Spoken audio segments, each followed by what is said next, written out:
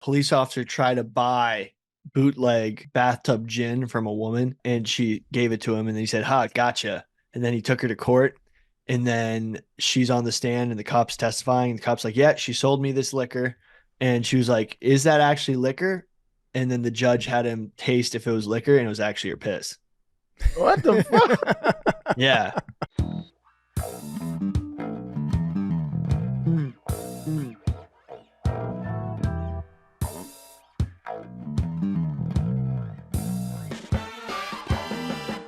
Welcome back to Macrodosing. What's up, beautiful people? It is Thursday. It's January 25th, and we're back. We have myself, Billy Football, Arian Foster, Big T, Mad Dog McKenzie.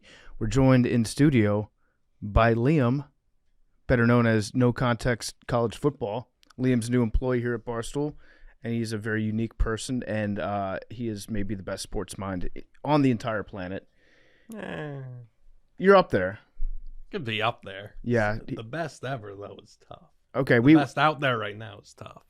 Who would you consider to be the best sports minds in the world? No, I don't know. The Schwab. The Schwab. I suppose that he'd be up there, yeah. Ben Mentz. Of course.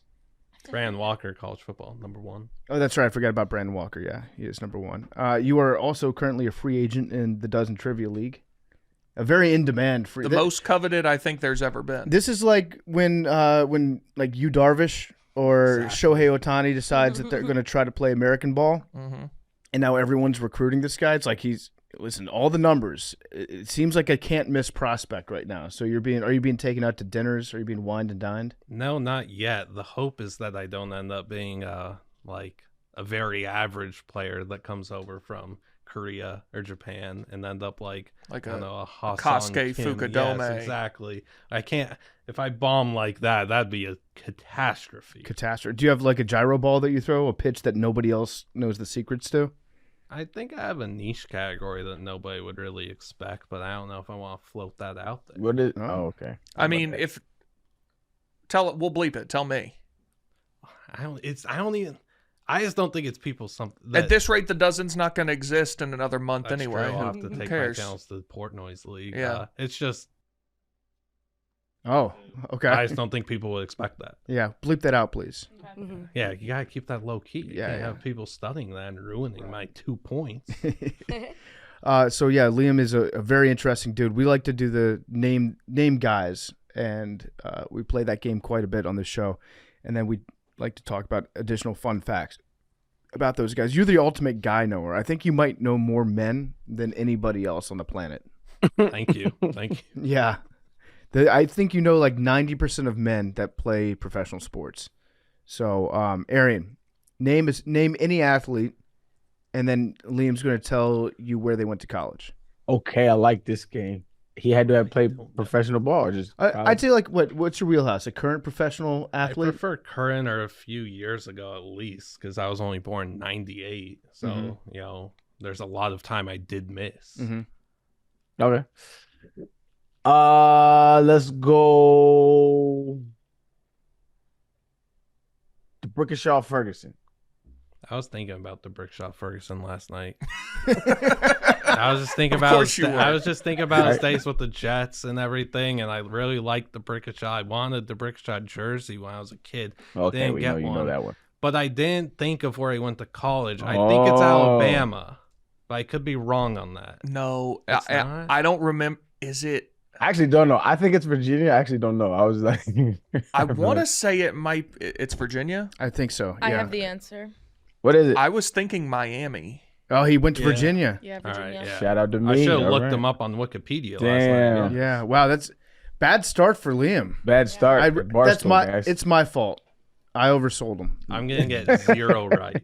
Liam, Yeah. quick question. Do you have a high pain tolerance? Yeah. What the fuck is you talking about, Billy? Hey, this is Billy. Billy. Billy, why do you ask that? Just doing a little research. Research on what? Care to expand? Well, I was reading an article about gingers having genetic superpowers. Jesus He is Christ. correct. And pain tolerance is on there, and I just wanted to ask a couple questions just off to see if they confirm some things. Yeah, we have a higher is pain ginger, tolerance. when people say ginger, is that like a pejorative to y'all or No, not? I don't care. I like it. You can't use the hard Okay. R. You have to say ginger. Ginger. Yeah. But like, not for real, like y'all don't. I've heard it before, but like, man, don't I call me think ginger. some people get upset, but I couldn't care less. I like Gotcha. being called a ginger. Okay. Billy, what other questions do you have on your on your quiz to see if he's Are magical? you sensitive to temperature? Sensitive to temperature. So if it gets hot, are you hot? If it gets cold, Oh, yeah, we've been talking about this. When it's cold, when it's cold, like it's been cold here in Chicago, and everyone's like, how are you dealing with the weather and everything? I just like it. I think it's very good weather. It's like 6 degrees some days. I'm all for it. When it's hot, I think I might die. yeah, that's the MC1R gene. Yep. Huh. Aren't you from do you- LA? Vegas. Well, I was born in LA, moved to Vegas when I was like 6. So it was very hot there and miserable. Arian, you a Boy Meets World fan? Topanga. This guy's dad, head writer, Boy Meets World. Word. Tell him I appreciate you, man. You know what I mean? Grew up watching that show. I think that might have been my first crush was Topanga. Mm-hmm. He Yeah, came up with the man. name for Topanga. He did. Shout out to your pops, man. Do you know where he came up with that name from? Yeah, street name in LA. I think around Laurel Canyon. I actually know where perhaps, that around is. there? Yeah. I know where that is. Wow. What's some lore for you? I didn't know that. Do y'all know, related to that, the name Madison for girls wasn't a thing until, shit, I shouldn't have started saying this because now I forget the movie. It's a movie with Tom Hanks, and he's walking down the street in New York, and there's Madison Avenue. Big? It's him and a woman, and the woman, I gotta find it. Hang on. Sleepless in Seattle. You've got I mail. just said it was in New York. Splash. There's Yes, that places sounds in right. Seattle. That sounds right. And the woman points out, like, oh, what is Splash about? I've never seen Splash. Okay, well, the woman, like, anyway, she needs a name. She doesn't have a name, I think. A young boy saved from drowning by a beautiful mermaid falls in love with her 20 years later. Okay, when right. she starts So the to mermaid drown. doesn't have a name, and she points at the sign. She goes, Madison, that'll be my name. And, like, that's where the girl's name Madison came from. It, wasn't a thing until the 80s. Did not know that. That's so interesting. That's a fun fact. Yeah. Did your dad also come up with the name Principal Feeney? I'm not Mr. sure on that Feeney. one. We'd have to ask him about that. I'm not sure. It was a classic character. Classic principal. All right, Billy, do you have any other questions to ask? So apparently the figures revealed that typically redheads have intercourse at least one more time per week than the rest of the population. Is that true? That's cap. I don't know. I think that varies person to person. Ginger to ginger. Apparently you're also popular in commercials. That is true. I've read this. I've heard about this, that there tends to be more gingers on commercials because it catches the attention of the viewer. And they're like, whoa, that's different. That's weird. Redhead on TV? Let me watch this ad. Yeah, like there was a Delta Airlines commercial that had a redheaded flight attendant, and everybody developed a crush on her. She was like very, very popular, just because she stands out a little bit. Okay, name another guy, Aaron. I feel bad that we got him off to a bad start, but Nah, he I'm was not getting thinking about one. DeBrickashaw Ferguson last night. That's dope. Quite literally As for one about does. 15 minutes. You thought about him for 15 That's how long minutes? it took. I was just thinking about the good old days of the Jets and thought about the Brickshaw. A great name too. Yeah. Yeah, one of the best. Let's go. Darius Hayward Bay. Darius Hayward That's Bay easy. went to Maryland. Yeah. I Correct. don't really have any fun facts for Well, him, let's though. do our game with Liam, which is where we go around. So he says a guy, Darius Hayward Bay. I then have to say a guy that either played at the same college or professional team as Darius. So I could go Stephon Diggs or I could go Derek Carr. So I go Derek Carr. So you're gonna go Derek Carr. I'm going to go with Devontae Adams. Nice. Played college together. I can go with Played both. True. Jacoby Myers. Billy has to Google. Oh, it's my turn? Yep. Yeah. I'm gonna go with. Do they have to play at the same time? I forgot that part of the game. No. Mm-mm. Aaron Hernandez. Okay. Aaron Bit aggressive, but Hernandez. correct. I'm gonna go with Danny Warfel. Chris Rainey. Ooh. Problematic a little as well. Let's just go with. That's Aaron Hernandez, not as much as Aaron Hernandez. No, but he was on those teams. Let's go with Riley Cooper. Let's keep it going. Swamp Kings. Tim Tebow. Yeah, now we're just gonna name Florida guys. That's why you got to break the mold. No, you come on. You got to pick. You're up, Billy. Is it my turn? Oh, sorry. Yeah. My bad. You can take I'm both gonna- of them. I'm going to go with Michael Vick. What the hell? Mike Vick from That who? that is correct. That is was on correct. Tebow was on the Eagles, but did he ever play? So no. Wait, did someone say that's, Tebow? Yeah. Yes. Okay, sorry. I think it still plays, though. I'll allow it, but he never played a game for the Eagles. Mhm. I was going off Riley. My He was bad. on the roster. Still counts. Yeah, it still counts, though. All right. We're going Tebow. I'm sorry, you went Vic. Vic. So you went Mike Vick. I'm going to go with.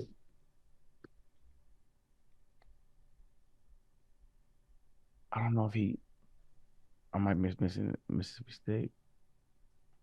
I just Warwick Dunn. That was a cop out. Yeah, I was gonna go a corner, but I don't know if it was Mississippi State or not. I can't. Derwin James. Ooh. Derwin James, great player. Phillip Rivers. Wait, so I could just name someone from NC State now, even if they weren't his teammate there? Yep. Correct. Oh, that's Or pro. This game's too easy for Liam. Jalen Samuels. It's a good pull. I'm going to go with Jacoby Brissett.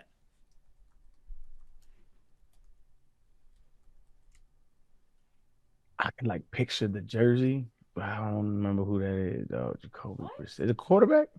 Mm-hmm. Jacoby Brissett. That's Ohio Can't give him State. hints. There's a few I options. think it's Ohio State. I'm gonna tag in. Nope. Get that right. You lose. Arian loses. Jacoby went to NC State. He also plays for Fuck. the Washington Commanders, Colts. formerly of the Browns, Mhm. Colts, Patriots. Pats. I'm not a sports guy. Can I say? Oh, here's another trivia question for you while we're just doing trivia. Do you know the 2 NFC teams that have not been to the NFC Championship game since 2000? Yeah, I do know them. Thanks, Big T. Dude. I do know exactly who they are. They played, fun fact, they played in the 1992/91, depending on how you define the season, NFC Championship game, and that would be the Detroit Lions and the Washington Redskins Commanders football team. You do not know them. Yeah, it had to be Cowboys, right? The Lions Yeah, are in you it are this not year. It's the Cowboys and Commanders. Oh, they haven't played yet, though. Okay, but they're in it. now. That's a fair point. That is, Yeah, that they is- haven't That is played a yet. fair point. And yes, you're right. I forgot about the Cowboys, but I thought you were bringing up the Lions, Redskins. I stat. see how you would have been confused by that, but it's the Cowboys. I know the Cowboys. Cowboys have been a dog shit football team for a long time. People don't talk about it. It's They have actually the- wild how bad they are and how much press they get. I think it's one Yeah. of those things where historically great franchises can get on with just like being historically great franchises and don't actually have to invest in the team because their stadiums always sell out. Like all the New York teams, they're turning profit every year, so that it doesn't matter if they're like winning Super Bowls. Whereas Mhm. historically not so good, like if them winning makes them more money. Whereas the Cowboys are turning a profit no matter what they do. Yeah. Like, so, Jerry Jones is still going home with cash in his pocket. So But Jerry, the difference is Jerry does want to win. He cares very deeply about winning, but he doesn't win. They gotta let go of the reins, man. He'll never do it.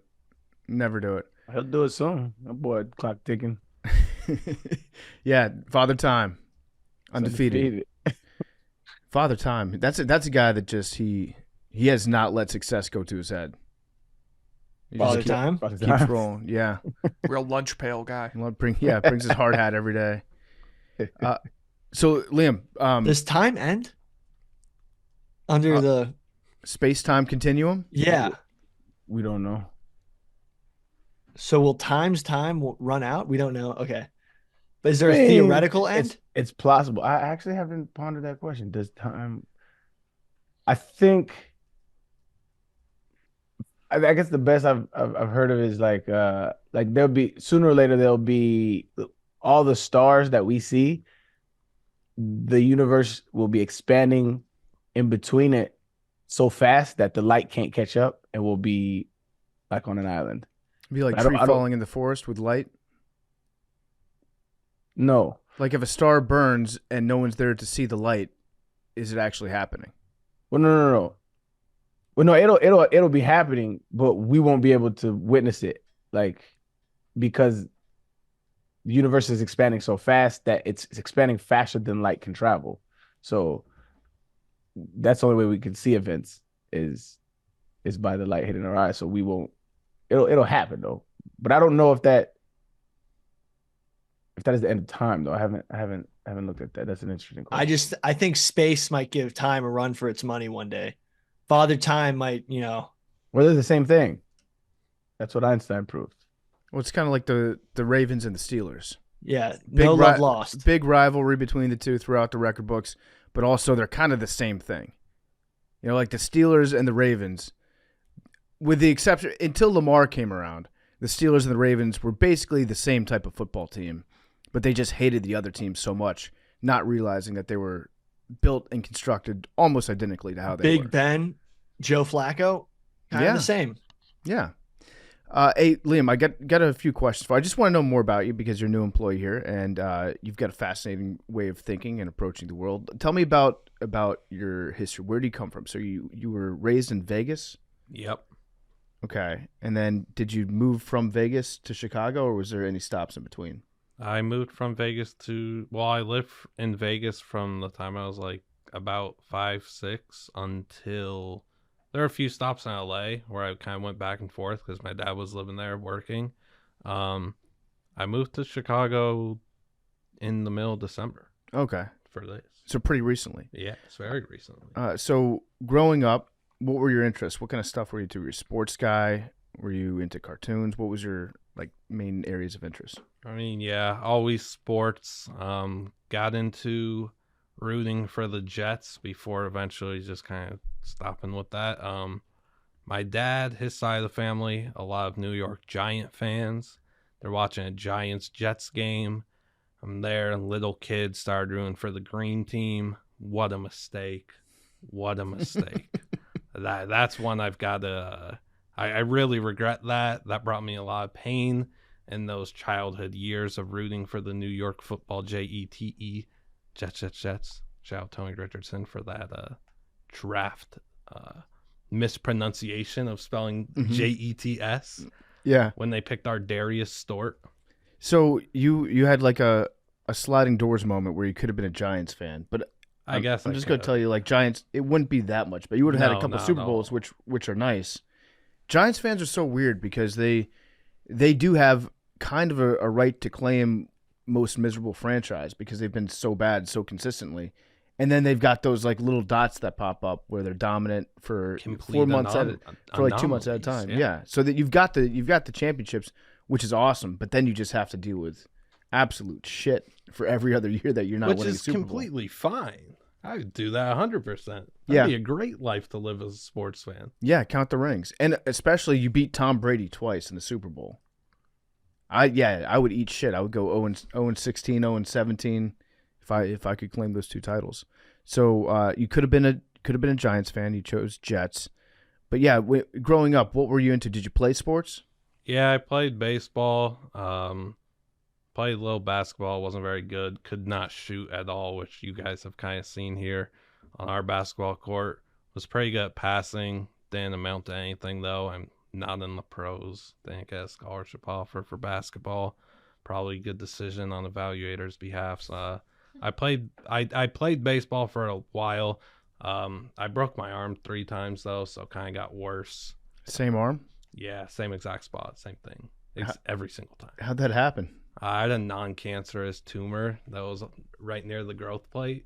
Oh. Yeah, so every time you'd fall down, you'd break your arm. I didn't do it by falling down. I did it by grabbing a fence in the dugout. Then it broke. Didn't know it was broken. Didn't go to the hospital.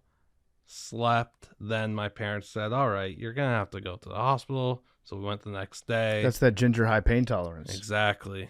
Billy's probably fascinated by that. I was 10 years old. Then, put in a sling, get surgery. doctor doesn't want to take all of it out because near the growth plate. So then it just breaks again when I'm 12, sliding head first in practice. Same thing, sling surgery, 99.9% of it gets taken out. Going to the airport, lift a suitcase in my house, breaks again when I'm like 18. Then the same process. Now, they say 100% of it's out. Who knows? You've been on a hot streak of not breaking your arm recently. Yeah. What, like 7 years running? That's pretty good. Impressive. That's pretty Not good. many could say that. No. So how'd you decide to start the NoContextCFB Twitter account? Someone else reached out to me that had somewhat of an interest in college football and asked me to help run it. I said no, I have zero interest. And then after a few days, I kind of just gave in. Wanted to do it, gave me more of an excuse to watch college football and everything. Mm-hmm. And then I guess, worked out pretty well. So what do you look for when you're watching college football? As far as the account goes? Because you've got some tweets that are, I would say, like very relatable to people online who are casual sports fans, to people who might not even be college football fans. And then you've got some screenshots that you put up that they're only good if you know the joke, if you know the reference to it. So what's your process when you're watching all these games at once to be like, yeah, that's worthy of putting up on the Twitter account? I've honestly kind of committed to the bit that there's never too much that could go on that page during a game day, right? So I've kind of just I don't really know how to frame this, but all of the quantity I would rather have than as opposed to quality. Like I'm okay with hundreds of tweets going up as long as it's kind of meme worthy, something funny, something that at least like a handful of people could see and relate to, that they were watching that and could have another laugh from it. What I'm looking for is obviously, weird people doing funny things in the crowd, which is a mainstay in college football, funny commentator clips, funny graphics, ref miscues, etc. Sometimes, throw a really bad pass on there, and that's pretty much it. And then also trying to look and evaluate players for NFL draft and everything at the same time. You're a big draft guy? Yeah. Really? So every year do you do a mock draft? I do, yes. I know that I kind of took over Che's role, though. Oh, did you? Yeah. Well, Che kind of let his role lapse over the last couple of years. Now I'm taking over. Oh, are you really? You're the Barstool draft guy. Senior draft analyst. Give me your top three. Because Mel Kiper just put out his mock draft 1.0 yesterday. He did. So I kind of like doing things different. I don't really want to put quarterbacks in with every other player because there's such different evaluation processes, and the ways for a quarterback to succeed in the NFL are so different from any other position. It so heavily does rely on coaching and putting guys in the right spot and everything. So I could give a top three quarterbacks and then just the top three other players. The top three quarterbacks I think are just I would go Caleb, then Drake May, and then probably Michael Penix Jr. because I truly do believe in his throwing ability to get him to just succeed in the NFL for a long time. And there's some questions and concerns I have about Jane Daniels, mostly with his decision making, reading a defense, and he takes so many cartoonish hits that it does frighten me that takes a toll on someone. Yeah. So I do worry about that. And then if you want three other players, I think Jared Verse, I think he's going to end up being a monster in this class. I know he's only being mocked around 15, 20 right now, but he was someone who could have gone top 7 last year's draft. Joe Alt, I think, is easily a top 3 player in the class, regardless of position. He's going to be in this. And then, Marvin Harrison Jr. has to be the other one. Yeah, just for the record, we respect Marvin Harrison Jr. on this podcast. I think everything about that guy, good guy, great family, nothing but positive things to say. I wish him nothing but the best in the league. Just for the record, I want that to be known in case anybody out there sees that. Big Marvin Harrison Jr. supporters. Let's go. This ad brought to you by the Cincinnati Bengals. This ad brought to you by not wanting to get. Never mind. I'm not going to finish that. Who do you think Michael Penix's NFL comp is? Who's his comparable? I thought we don't do comps. Yeah, I don't like doing player comparisons, Billy. We've been comparing guys to Pokemon and just other cartoon characters and video games and all that stuff. Could you compare Arian Foster to a Pokemon? I don't know. It takes a little, like, it's so hard to do on the spot because it is such a bizarre thing. It does take a little while to kind of just think of some, like, after this, I could think for like 10, 15 minutes and come up with something and send it to you guys. On the spot, almost impossible. Oh, you got some homework. Fair enough. Do you have any fun facts about No, Arian? he's Tauros. Easy. Oh, I guess Billy got it immediately. Yeah. Why would I be Tauros? Because it looks like a Texan. Boo. I hope it's more in depth than that, fam. Well, he's also like really fast and agile. Nope. And, like, I think Now agile. you're just improving, Billy. Did Tauros run a 4.7? Because that's not that fast. That's crazy. No, he has more. Are there like, any Pokemon that became GPS like speed. vegan and atheist and then had a sharp decline in their Pokemon abilities? Well, Not Tauros true. is there a any Pokemon vegetarian. that went vegan and went to the Pro Bowl that year?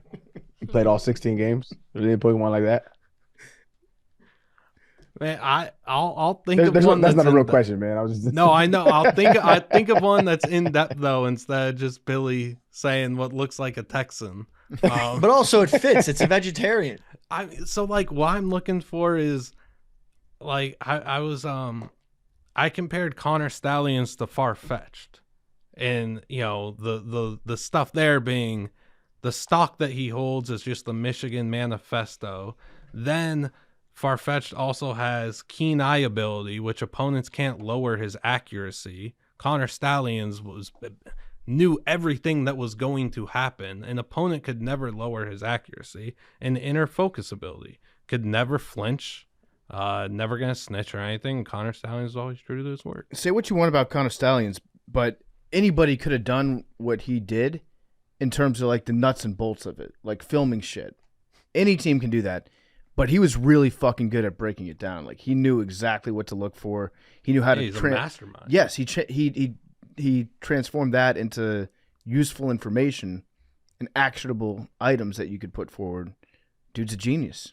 Any organization would be lucky to have Connor Stallions. I mean, he also just went above and beyond.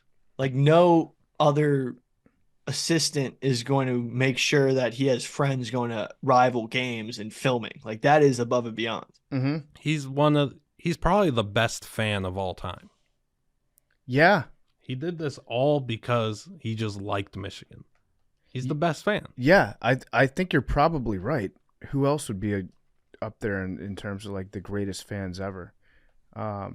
If Steve Bartman was like a Marlins fan, then you'd have to include him. No, if he's still a Cubs fan, he's in the Hall of Fame. Yeah, either way, yeah, you're right. If he still roots for that team. Yes. Jeffrey Marr, that was the guy in the Yankees kid that stole that home run from the Orioles. Yeah. Tony Tarasco in right field. That's such fucking bullshit, man. I was an Orioles fan at the time because we didn't have the Nationals, and that was fucking bullshit. That would have been easy out in the outfield. Well, it would have been an easy out at a real stadium too. Good point. Would it dong? No, nowhere else. What are your favorite Twitter accounts in sports? That's a tough question that I've never actually thought of. I've always liked, I guess this is just a cop-out, but your account and Big Cat's account, I've always thanks. liked. Good answer. I know. No, let the man talk. Let the man, freedom of speech. Come on, Big T. Yeah, I'm using my freedom of speech to boo. No.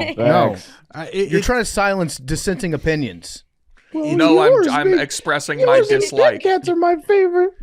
Big brother. It's 100% a cop-out, and I am cognizant of that. I think it's a great answer. But I don't really like. I don't really like. Lazy gobbler. Yeah, I don't think of that. Like I don't know. Okay, say nobody's better than No Context. Say you're at the top. There's a lot of better accounts. What's your favorite? Love it. What's your favorite sports podcast? Oh yeah, I don't listen to any. Oh, okay. Okay, non-Barstool people, who are your favorite sports media members? Like, well, I mean, RG3 is just like very out there and is funny sometimes, and other times just what on earth is he talking about? And I kind of respect the game that he's playing with sports content creation. I like, he's an analyst, but Greg McElroy, I really liked what he was doing this season on the college football playoff shows, and just how outspoken and vocal he was and fearless with stuff that other people weren't willing to ever say, and he was going out there and just saying what needed to be said. So I really respected him a lot. I don't know. I don't know who else. SVP, do we categorize him in this? Like, yeah. I've always really liked SVP going way back, and Bad Beats and everything. I don't know. I think that's all I could think of. Yeah, I like your analysis of RG3 because he sometimes he's very funny. Like when you remember when he raced that bird. Yeah, in Seattle. Yeah, before Monday Night Football, he raced the bird in Seattle and he beat the bird, and then he was like, "Put me back in the league. I should be getting some calls. I'm faster than a fucking bird." Do you remember the video where he was throwing footballs at trees? No, I don't. That's my favorite RG3 video of all time. I'll have to look at that. So he had been out of the league, I think, for just like a year. So it was his first season not playing, and he was training in Florida with his girlfriend at the time, fiance. I don't know if they were married yet, but now they're married, have kids, beautiful family, whatever. But at the time, I don't think they were married, and he was training with her, and he was standing out in the middle of a field, and he was just like, "Tell me which tree to hit with this football," and she was like, "The middle one." And then he'd fire the ball and he'd hit the tree, and then she'd be like, "Yay!" And then he put that video out there and be like, "I'm ready." I'll need to look at that. That's prime RG3. Yeah, he's him at his peak. He's funny, but the problem with RG3 I've noticed recently, I'll say this to him when we eventually get to interview him, which I'm told is coming soon. He doesn't have to weigh in on everything. You know? Like he thinks like something happens in sports news and he's like, the people are waiting for RG3's take on this. And then sometimes I think he tries to give like a very, what's the right word for it? A very palatable, a response that he knows will be recepted by a people popular online. Response? Yeah, you could say popular, but he like plays into the online sentiment, whichever way the wind's blowing. That's kind of what RG3 will put out there sometimes, where it's like, come on, man, you don't have to say this. Have to cave into the Twitter sphere. Yeah, give us your opinion. Your RG3 opinion. has no backbone. PFT. I want that quote card up. No, I didn't say that. That's what he said. It's a euphemism, but that's what you're saying. It would be the one part of his body he's never hurt, so it might not exist. RG3, Mr. Glass. IRG3. That's what I used to call him. Damn, it's fucked up, man. Yeah, no, it is. But RG3 and I, he knows that we have a complicated history with each other. That's an open secret that we've talked about before. He's mentioned Rough and Rowdy? He used to block me. He was my first, I think the first person that blocked me online. Yeah. And then since then we've became very close. I can understand that though. That was because that was early in the social media days where you couldn't really. It was hard to parse out sarcasm versus like you're an asshole. You know what I'm saying? It was a different era back then. Yeah, I was actually rooting for RG3. I was like his biggest fan, and then I would log online and pretend to be an internet commenter that would try to find and nitpick things that I didn't like about RG3 that made zero sense.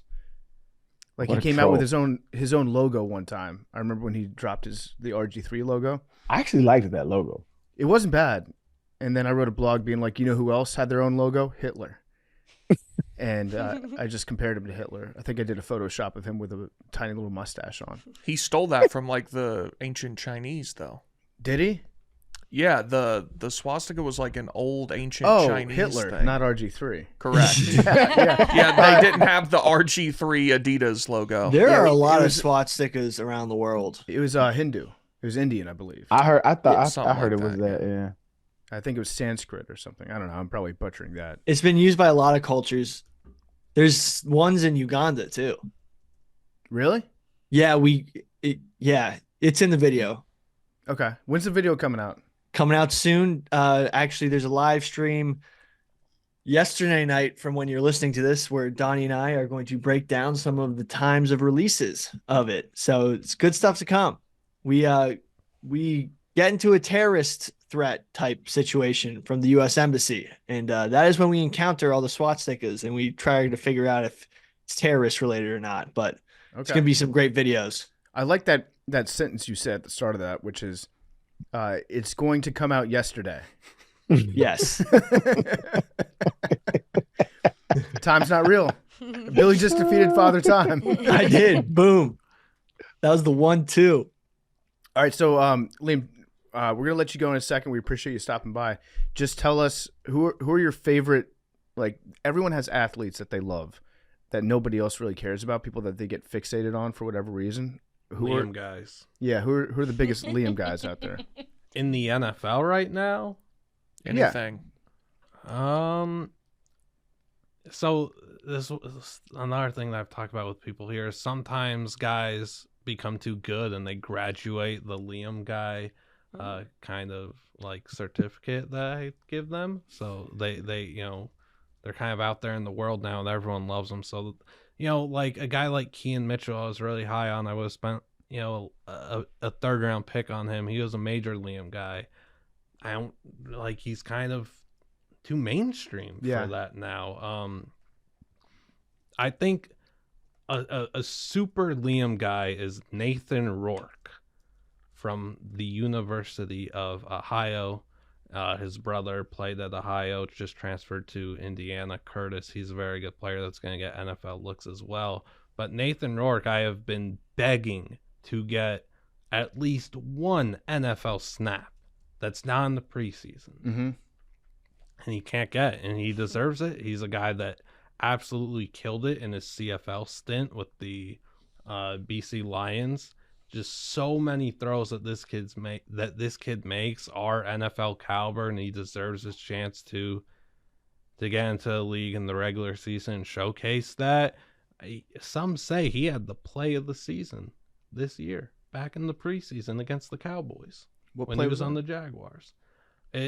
It's an improbable play where the pressure just gets to him and swarms them, and they're taking him down. They're about to sack him.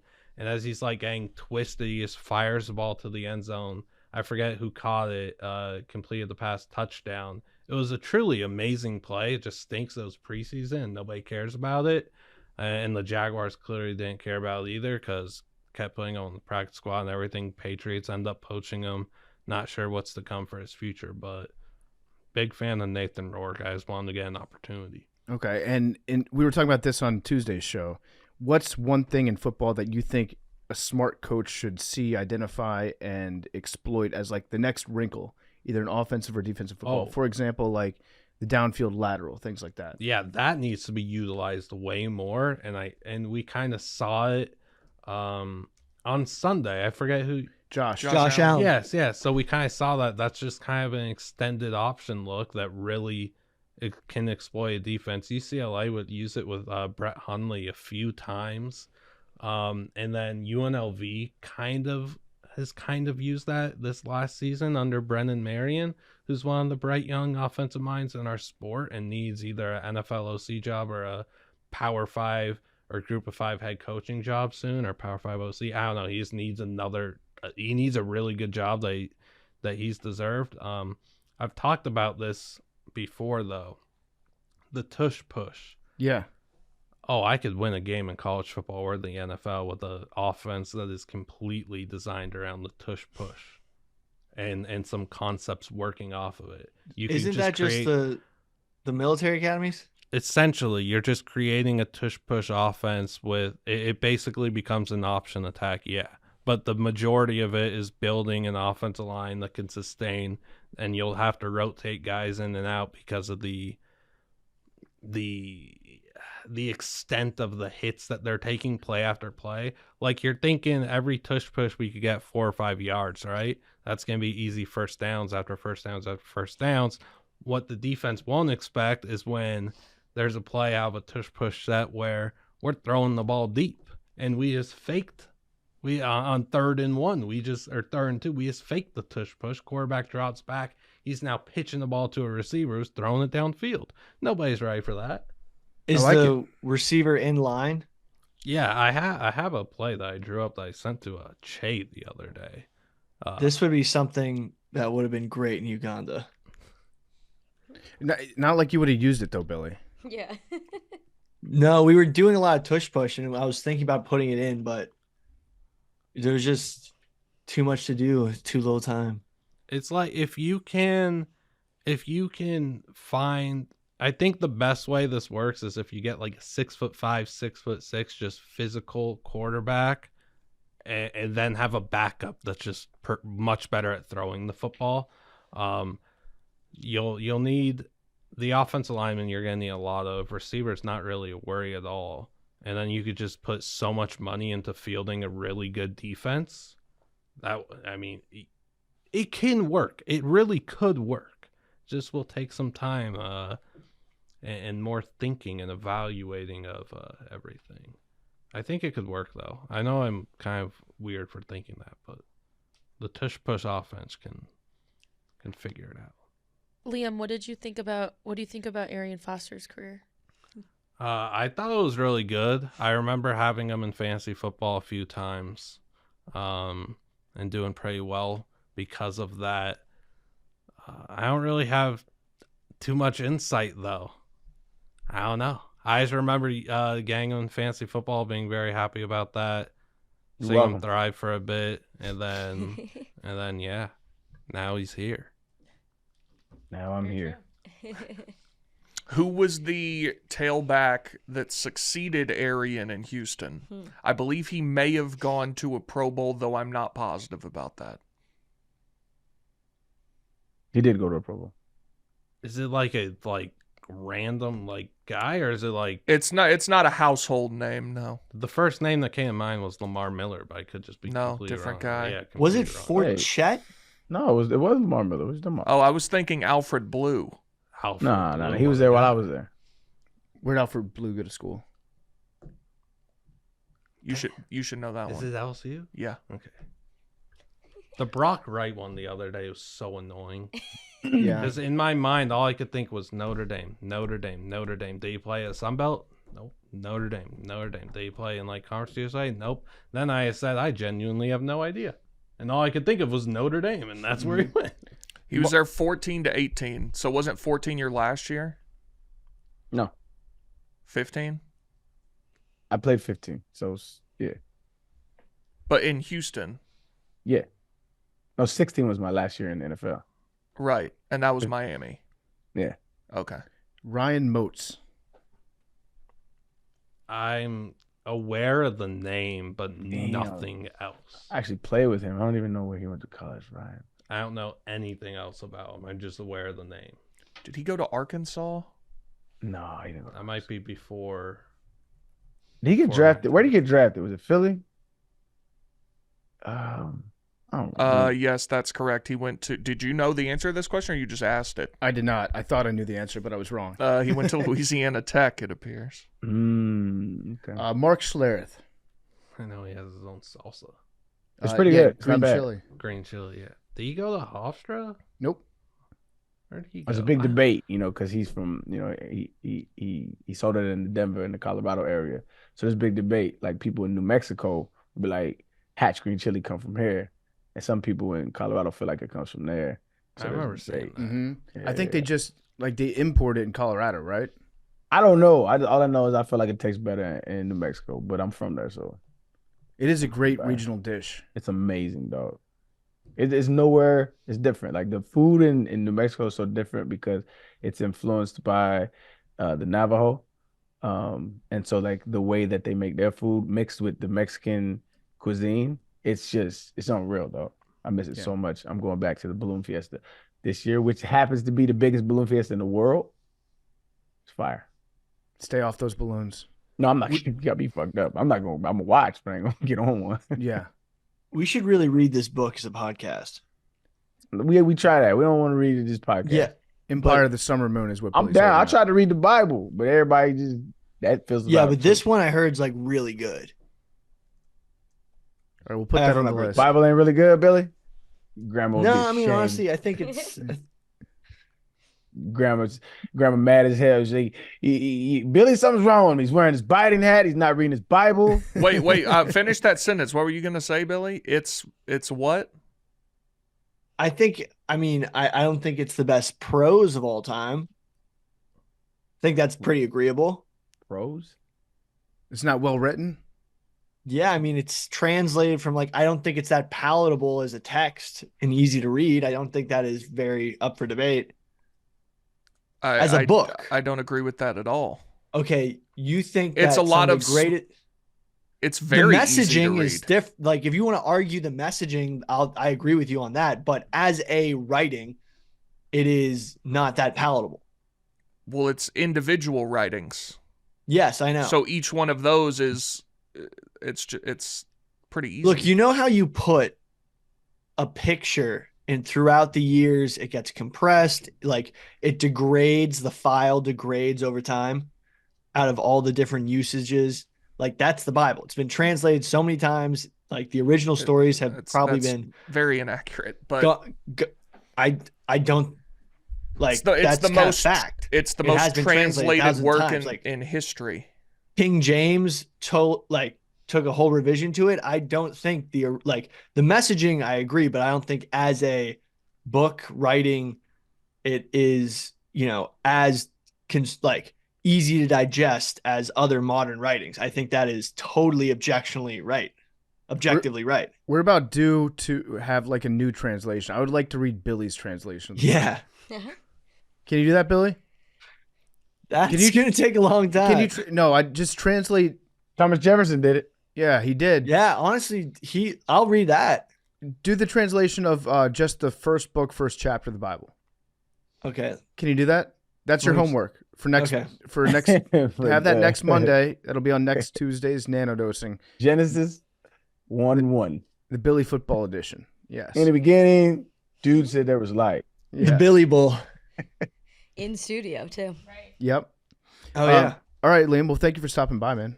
Yeah, no problem. I looked up. He went to Idaho. I should have known that. Yeah, I'm an Idaho guy. Yeah, I should have known that. I think it's good that we've been able to confirm a whole lot better at guys that are playing now or recently retired. Yeah. Yeah. Also, I don't know if you're sandbagging, but right now it's some scouts are having questions. I don't know if they're gonna. So you're definitely a good, solid player, but I don't know if they're gonna want to pay that exclusive negotiating fee. Oh, they Liam, would you go to the new TRIV League if there was cash promises? Would you join the dozen or TRIV League? I would. I think it's gonna be called Livia. He said TRIV League. Yeah, TRIV League. Dave's put it out there. I heard it's Livia. When did Dave say that? Livia. It's all over. Since we've been happening. recording. Oh, okay, current. Yeah. A lot of people are defecting. Yeah. I like the sound of Livia more. That was kind of a funny name. I think, listen, kids in America grow up and their heroes are players on the dozen, right? And they look up to those guys. And the institution that the dozen is very important to growing the game of trivia. And I'm very proud of what our league has done over the course of the years. And I can't see myself turning my back on it to get a quick paycheck. So you would not leave? I at this time, I have no plans to leave. Wow. Okay, that's interesting. Everything in this world is going more and more towards money, and Rory I think McIlroy this is about representing our commissioner and our league that we're so proud of, and I think the roots and traditions of the Dozen Trivia.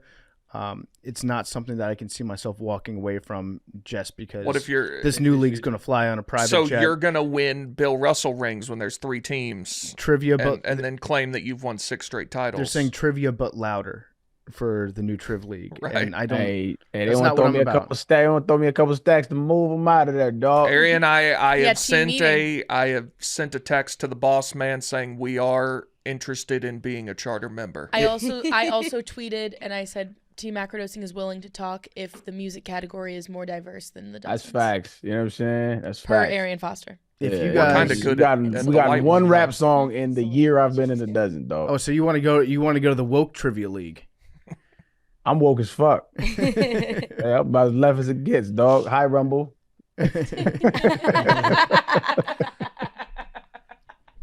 This show's gonna be fun on Rumble. Oh yeah, especially what we're planning next week, live in person. Oh yeah, yeah. Oh shit! Shit's gonna blow up. That might be one of the biggest That's going to videos do from shocking numbers. Dude, Rumble's been getting a lot more viewers to some of the Barstool streams. Healthy debate going crazy on Rumble. That's unforeseen, Billy. No, seriously, like Pick Central did 400,000 views their episode yesterday. We can cut all this, by the way. I don't know if you know, but Barstool has a very large right-leaning base. I know, but bigger than YouTube. Okay, we are in agreement, Billy. Yeah. All right. Well, thank you, Liam. Appreciate you stopping by. Yeah, no problem. Enjoyed you guys, having me on and everything. Appreciate it. Good to have you on. Thanks, Hey, man. I'll see you around, my brother. Goodbye. See him next week. See ya. You'll see him next Nice week. meeting you guys. Yeah, man. We're going to get to Prohibition talk in a little bit. We got some other stuff to cover, though. Other stuff. Billy sent the sheet over right in the nick of time this morning. And before we get to that other stuff, just a reminder, tonight, if you're listening to this on Thursday, January 25th, it is Rough and Rowdy night in Providence. That's right. Thursday night, Rough and Rowdy. January 25th, 20 amateur matchups, boxing chaos like you've never seen before. I'm going to be there. We've got Dave, Big Cat, Robbie Fox, Roan, Caleb Large, Jersey Jerry, Frank the Tank. They all return for commentary on 3 hours of entertainment. You can buy the fights, watch them this weekend, watch them on Thursday, doesn't matter. The main events include a dwarf title fight, Bobby Lang defending his heavyweight belt against a 6'6" monster, Vicky D against a 39-year-old angry mom, and Lord Burns versus Backflip Ninja. Live ring drill contest after the final bell. PPV is available to watch on buyrnr.com with replay available until the following week. It is pay-per-view on buyrnr.com. Come watch New England locals settle their feuds with fists and spit. It's going to be a night of pure disrespect. Rough and Rowdy, always a good time. Looking forward to seeing it in person. Okay, so we're going to get to the sheet in a second. Let's just really quickly recap Tuesday night, New Hampshire. Nikki Haley, close second place to Donald Trump. She was right. 2-person race. She was right. It's a 2-person race. Although this does not look good for Nikki because she basically said, "Fuck Iowa. I'm going to put all my chickens in New Hampshire and I'm going to tend to them." And she lost that too. She's still in the race technically. I guess now I can maybe report. I've seen there was a little bit of opposition research that came out about Nikki Haley a couple weeks ago, saying about how she was having an affair with this one guy. I did hear from a reputable source, this was like 3 years ago, that Nikki Haley really enjoys the backseat of her SUVs. Really enjoys the backseat of her SUVs. That's fucked up. Well, it's also newsworthy, isn't it? I mean, it's been reported. Is it true? I heard that there was a guy that was just going downtown on Nikki Haley in the backseat of her SUV, and it's been like an open secret in politics for the last like 4 or 5 years. Yeah, she used to love getting some dome in the back of that SUV. What you mean, ew? What you mean, ew, bro? What does that mean, ew? I don't know. I mean, like, I don't arouse like, oh, great from that. Why not? She's not my cup of tea. Okay. Would That's what I'm not. saying. Would not. Mm-hmm. Well, I mean, we report on male presidential candidates' sex lives. I think it's okay to talk about females as well. Equality, Billy. Was this your evidence, Billy? Yeah, but Big T said it first. It's on tape.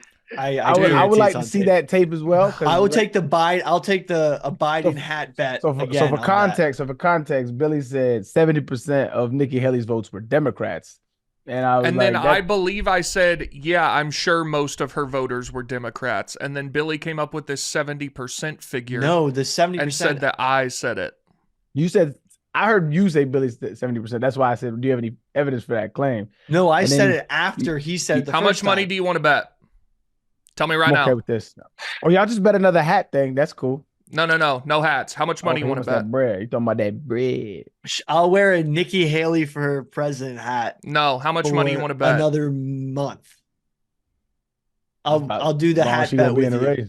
Let's do another hat bet. Hat bets are more fun. You know you're wrong. That's why you. I don't think I'm wrong. I just you're am not doing well on these bets, so I don't want to. I'll do another hat bet.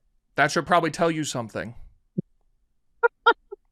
We'll just look at the tape. I'll bet you $1,000. Okay, well, we'll look at the tape.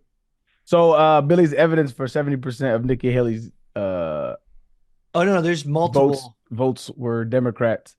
This is just what you sent. You said that's it. No, I found another one. Okay, well, It's this is from the first CNN. one you sent. All right, the first one you sent was a tweet from Liz Wheeler that said 70% of Nikki Haley voters in New Hampshire not registered Republicans, according to exit poll, which it doesn't mean that they could be independents, can't they?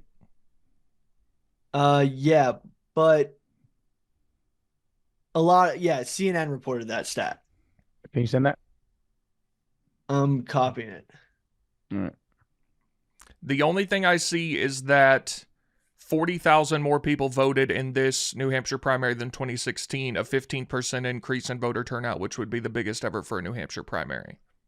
Since 2016? Yeah. Yeah. I mean, voter turnout has been pretty big for the last couple election cycles.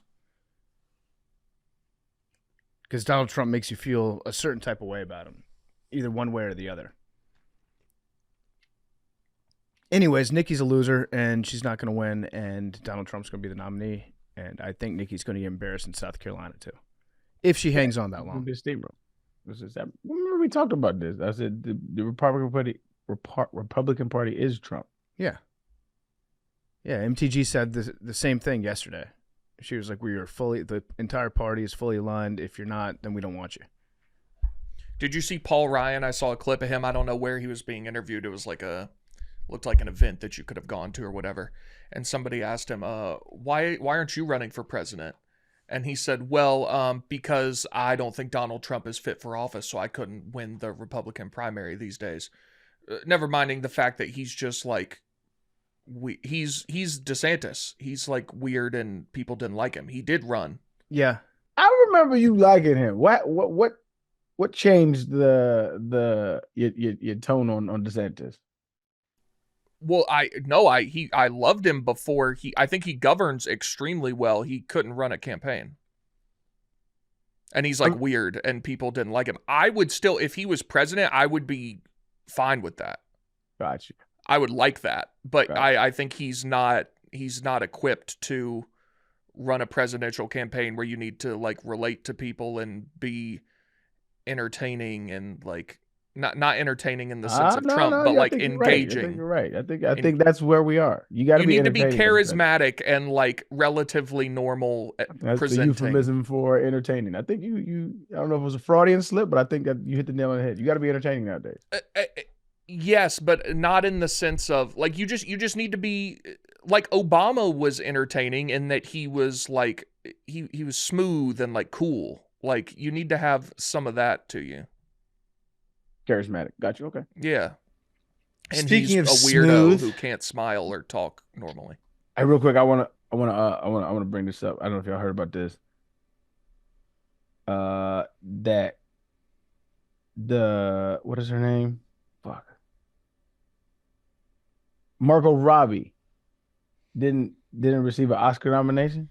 Yeah, bullshit. For Barbie, but the dude that played Ken did. Yeah. And Yo, Greta Gerwig, the director. That shit is kind of funny. Yeah. Like, the irony of that is kind of it's very ironic. So like people like feminists are like kind of up in arms right now, and like some of the shit is funny that's been tweeted out. Like so somebody tweeted this Taylor Swift lyric from The Man.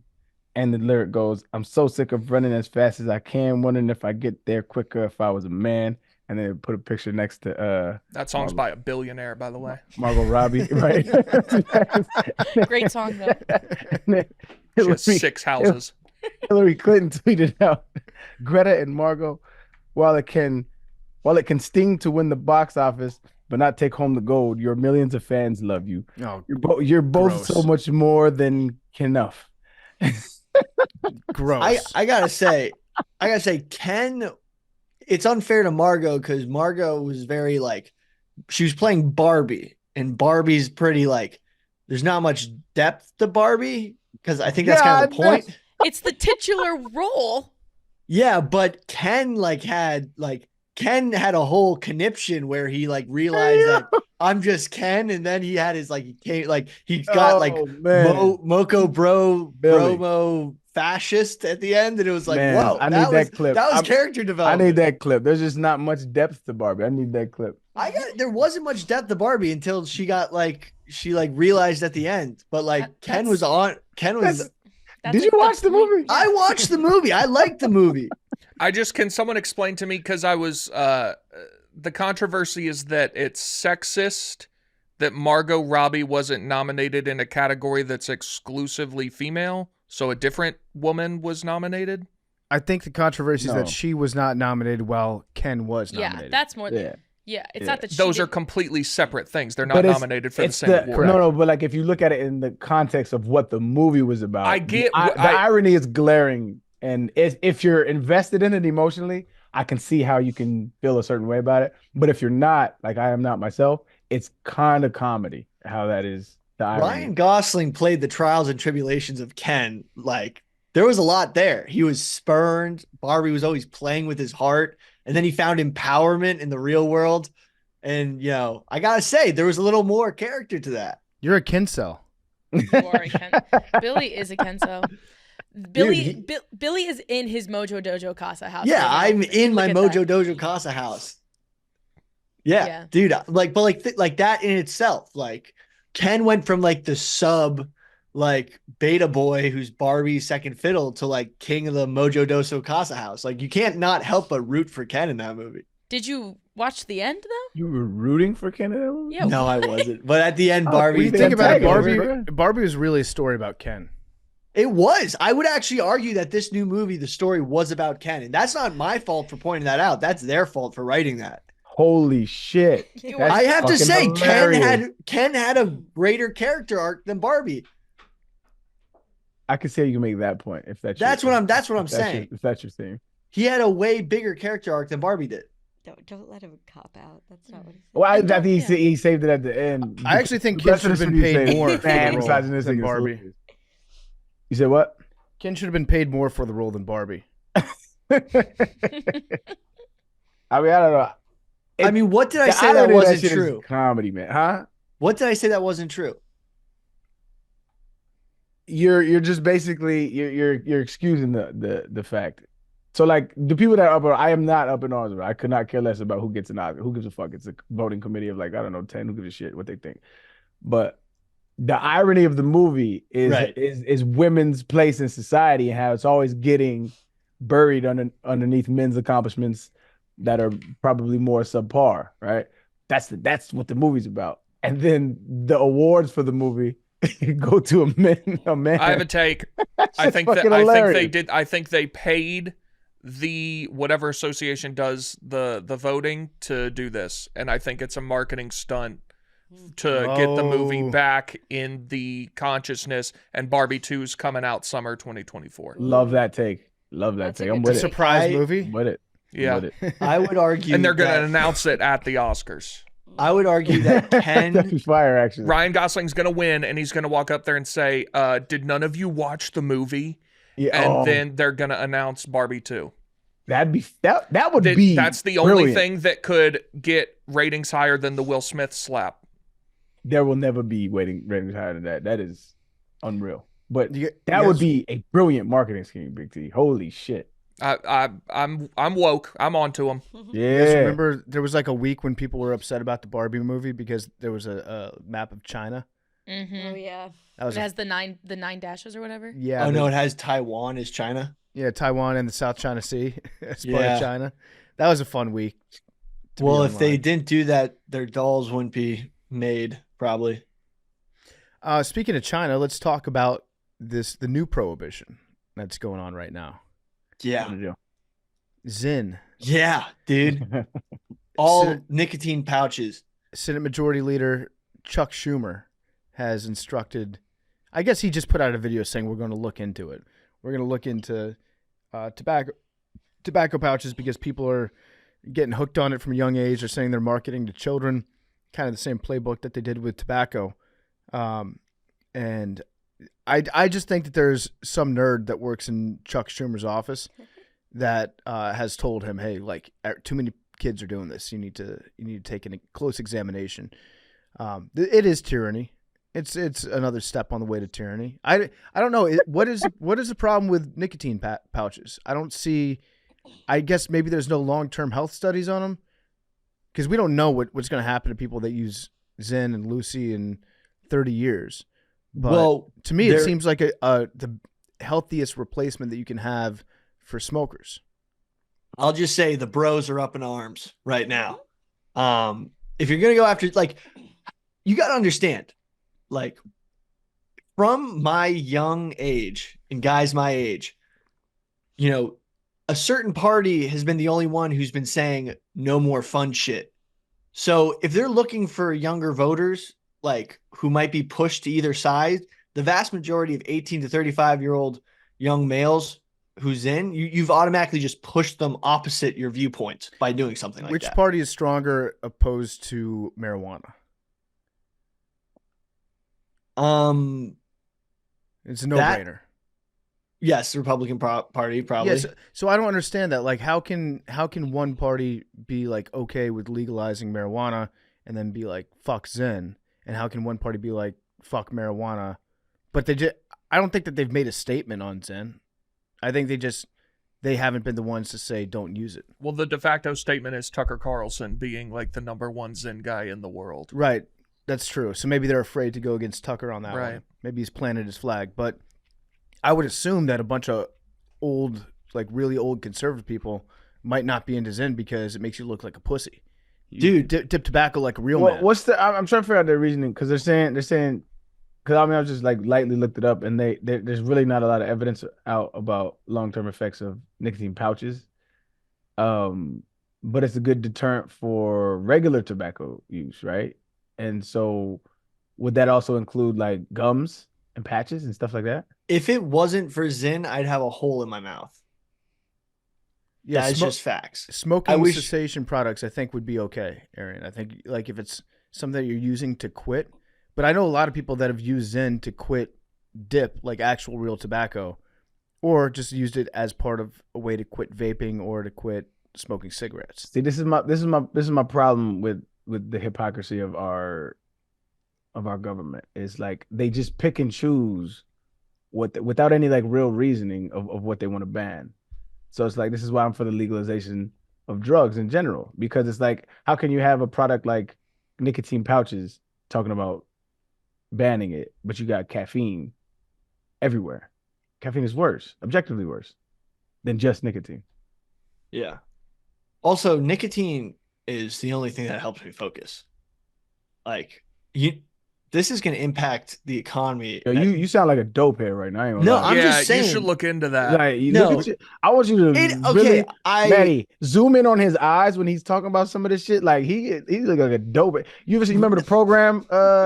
Dare PFT, the movie program. Yep. I would remember when argue, the coach looks in the linebacker's eyes. Yep. And know he's doping. Yeah. But I would argue, I would argue if you banned Zyn, the productivity of the entire economy would collapse. I know that the majority of the banking system runs on Zyn. Like, you should be saying words. And you got politics. a word bag. You should be throwing shit out there. You don't. But it makes like these dudes. It would be like getting rid of caffeine. There are so many dudes and women in the workforce who are dipping Zyn. I know girls who do Zyn, and it helps them focus. Call them. Yep. So Billy, I agree with you. I think that it's bullshit to ban it. I don't know if they're actually talking about banning it. What did Chuck Schumer say exactly? I'm cutting down the talks. We're going after the talks right now. We got to stop it when it starts, because you don't want to go after a paper tiger though, man. I'm just making sure that paper tiger gets burnt. I don't care. What are the long-term effects just of nicotine pouches? We don't know. So nicotine it in raises itself, your blood pressure, right? It can raise your blood pressure and like down the road cause cardiovascular issues by itself. Nicotine by itself. Really? But just as much as like alcohol or Time out. Can you give me any studies that say that? I don't know. I'm very new to this. I have no idea, but I would like to see. But nicotine is also known as a neuroprotective.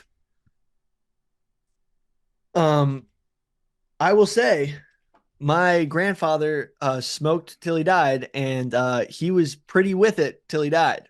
Anecdotes are never good in those situation. I know. Chronic systemic exposure to nicotine from cigarette, not from cigarettes. Just send it. Just send it. I don't want to read it.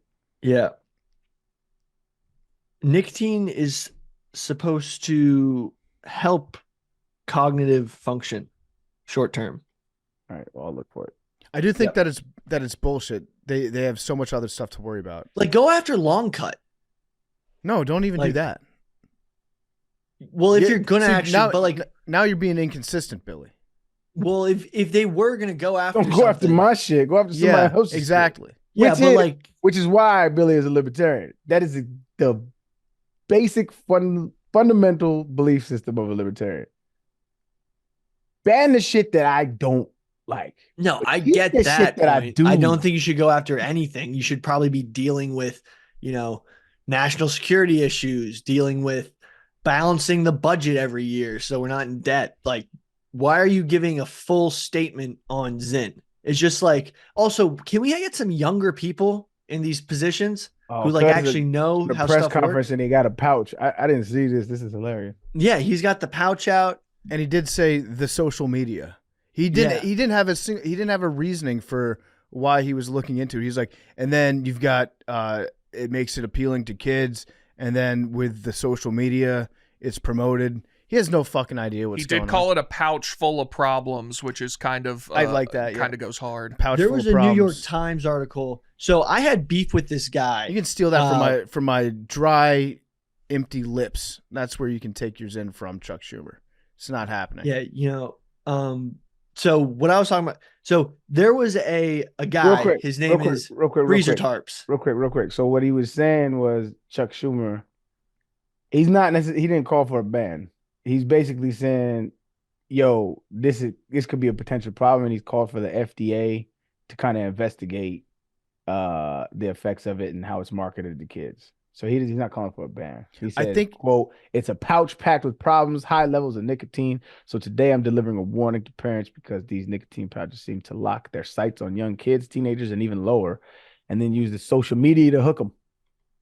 Yeah, I don't know what social media has to do with anything. So this is where it comes from. There's this dude that I had beef with, but he has recently been banned from TikTok because of a New York Times reporter who wrote an article that linked Zyn, Tucker Carlson, the Nelk Boys, and Freezer Tarps. And I had huge beef with Freezer Tarps. I challenged him to Rough and Rowdy. He accused me of stealing a t-shirt idea, which was Zyn related, because he thought he had, the monopoly on Zyn t-shirts.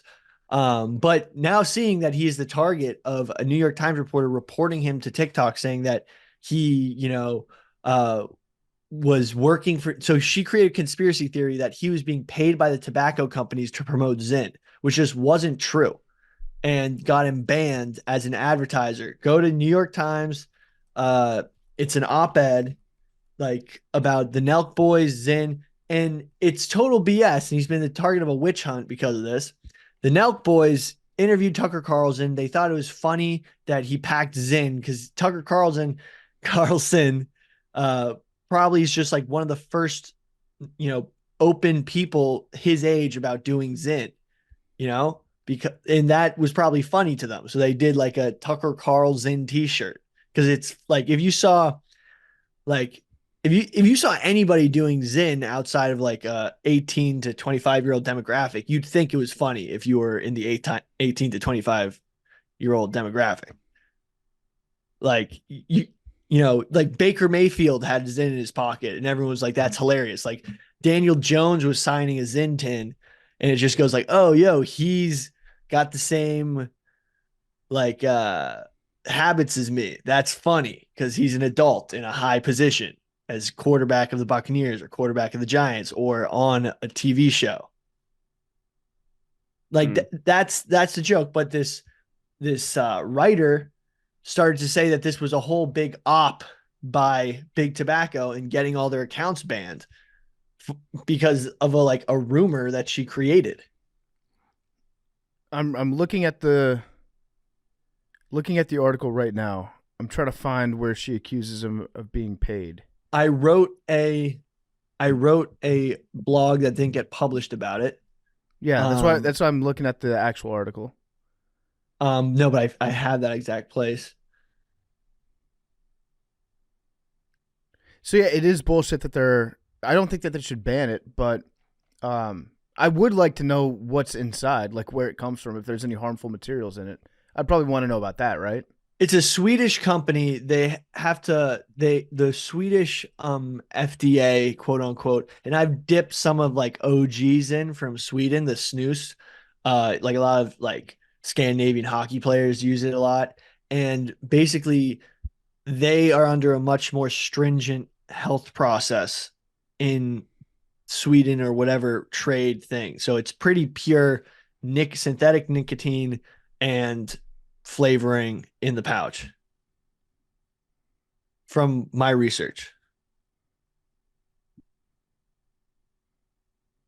There is a very, very funny ending to that article, Billy. I'm reading it right now. What does it say? Okay, so this is a closing paragraph to the New York Times opinion piece about children Zen and social media. While I was researching this story, my 8-year-old son picked up a package on the sidewalk outside our house. "Mom, can I have some of this gum?" he yelled, opening the carton. "Don't eat things you find on the ground," I responded. When I got closer, I realized it wasn't gum he was holding. It was a package of Zen. A few weeks earlier, I would have had no idea what it was. Wait, what? Wait. Yeah, that's how the article ends. What a fucking loser. These people are liars. So I don't know how much of what Billy said about the influencer guy that got kicked off TikTok. Shout out Freezer Tarps. I don't know what that had to do with the New York Times because I can't find anything in this story. Maybe I'm just not seeing it. It's the part where they say that a certain percentage is owned by a tobacco company. A certain percentage of what? Zyn is owned, and that basically Big Tobacco is now getting influencers to promote Zyn on the internet. But some people just love Zyn. It's like Friday beers, but it's Zyn. Yeah, so I don't know. Again, I don't know why he got kicked off TikTok. I don't know what the real answer to that is. Billy might be right, but I don't think that I don't see anything in here that's like. So the part where she goes, I contacted TikTok regarding if they think this creator is advertising Zyn, and then they banned his account because TikTok just like, which, fair, TikTok's a private platform, but she basically just made up like this influencer might be being paid by Big Tobacco. Yeah, but still, we don't know why he was kicked off TikTok. No, he said that. Just if you look at Kyle from Nelk's TikTok on it, he explains all that. Okay, but we still don't know actually what happened. That's what I'm saying. Come on. No, I would like to know. I would like to know what really happened. An email is sent by a reporter, and then the next day his account's booted off. I don't know if it was the next day. She even says it in the. I can't get in through the New York Times' fucking archive, fucking paywall, because I read it, but I forget the archive freaking thing right now, where you can see stuff behind paywalls. Yeah, so I'm on the New York Times thing right now. She said that his account was banned before publication of this article. After she reached out to them. Yeah, but we don't know what happened. We don't know what happened behind the scenes. That's all I'm saying. But he said that was probably why. Yeah, probably why. Exactly. That's what but again, Billy, we don't know. That's okay. All I'm getting at here. I think it is bullshit that if they are trying to ban it, why are you just trying to ban something that I think is actually a net positive? I think that from what we know, people using nicotine pouches is way better than people dipping tobacco. It's way better than people smoking cigarettes. It's probably definitely better than people vaping too. Dude, there was a 22-year-old kid in Minnesota that had a lung replacement because he was vaping so much. That's fact. Yeah. So I'm going almost died. I'm going to continue to enjoy my nicotine products in what I believe to be the healthiest way. I think I've said this on this podcast before. I quit vaping by smoking cigarettes. It was a much, much easier thing to quit than actual vaping, because you would wake up in the morning, you could hit your vape all day at work, hit your vape on the couch at home. It was a real problem. And so I think a lot of people actually went through that same thing where they vape too much, they recognize it's an issue, and then, oh, here's a nicotine option that tastes good, is fun, and doesn't come with all the lung risks that vaping does. Also, Stanleys might have lead in them. And if you check my Twitter account by this time later today or tomorrow, from when you're listening to this, hopefully my lead tests from Amazon would have arrived, and I'll test if the inside of the Stanley has lead in it. Is that a real issue? It's been going viral. So okay, if any of my takes have been a little crazy, and if I commit any crimes of sorts, it's because there's lead in the Stanleys. I say again, is it a real issue or is it just going viral? Right. It's just going viral, so I got to do the test for the people, unbiased. As a white woman, I have seen nothing about this, and I feel like the Stanley craze would have passed my page at this point. You're behind on the I'm just more of a Stanley guy than you are a Stanley girl. So well, mine's sitting right next to me, so let me know. So if there's lead, Big Stanley is probably paying money to right. the social media companies to keep that off their target demos feeds, like Madeline. Yeah, that's true. So if I'm intaking lead, like we know about leaded gasoline. Once they got rid of it, crime dropped. So if I do anything crazy, say anything crazy, it's all the lead in the Stanley. Maybe another company is paying Billy to fake a lead test. Yeah, Billy's in big hydro flask. Yeti, big Yeti. Yeah, big Yeti. Big Yeti is trying to reclaim their demo. Another piece of news: there was an American Airlines flight that was delayed because somebody on board was farting. An American Airlines plane was reportedly forced to return to the gate due to high wind. A disgruntled passenger's smelly farts. It was a flight from Phoenix to Austin, and before most people had boarded, an individual observed a man that was audibly disgruntled about something, maybe hungover, rough day, but as soon as he sat down, he was grumbling about something under his breath, like fucking hell or something. After the majority of passengers had boarded, the man reportedly exclaimed, "You thought that was rude? Well, how about this smell?" and proceeded to fart. I don't know what provoked that comment, and while kind of funny to overhear, it was uncalled for, especially coming from a grown man on an airplane nonetheless. And then after that, the passenger that farted decided to loudly and condescendingly say, "Yeah, everybody, let's just eat the smelliest food possible all at the same time." A guy in the row over replied, "If you don't like it, you can fly private," to which the fart man said, "That's so fucking rude." Another person nearby chimes in, "I think we'd all agree you're the rude one here," the witness added. At one point, flight attendants intervened and told the transgressor that's enough. The plane was taxiing to the runway but came to a stop, according to an individual on Reddit. And then they made an announcement that they're returning to the gate, and they got back to the gate. The flight attendant comes back and informs Fartman he will not be staying on this flight. He replies, "I don't understand," and she tells him they'll talk about it off the plane. We all breathed a sigh of relief when he was removed. I think most people were on edge about what he may say or do next. The trip was delayed 15 to 30 minutes, so I think all in all, American handled it swiftly. So, I don't know if this was necessarily the fart. It was a combination of farting and being an unruly passenger. But yeah, nothing worse than a fart on an airplane. And I've got real problems when I fly. I usually take like Gas X before I get on, because otherwise I get very uncomfortable. And then when I land, I go to the bathroom and just fart for like a minute nonstop. But you can't fart on planes. You can't do it. You can, if you have to, go to the bathroom. Yeah. That's just the most polite thing you could do. Yeah, but then you go to the bathroom and then you come back and you have to fart again immediately. Well, that's the worst. You got to go in there and deal with yourself. Yeah, I deal with myself on planes. Mile High Club vibes. Yeah. Half a mile high. Farting on a plane is, it's also very stressful for the individual that's farting, because if you do fart, you're like, oh, fuck, I hope that didn't smell. But yeah, I think I would be on board for if somebody was farting intentionally, no fly list. That is a gas attack. That is chemical weapons on a plane. How do you fart intentionally? Like, y'all can do that? If it's like, if you have the chamber. Yeah, if you can feel that you got one on deck, but it's not quite there yet. It's like a rectangle square situation. You can't fart on command, but when you need to fart, you could choose to do it or not. It's like peeing on command. Yeah, that's probably that's good. Okay. Like if I had a toilet in front of me right now, I could piss. Yeah, you can hold it if you need to. Got you. Okay. How much? And then if you hold it for too long, it just squeaks out.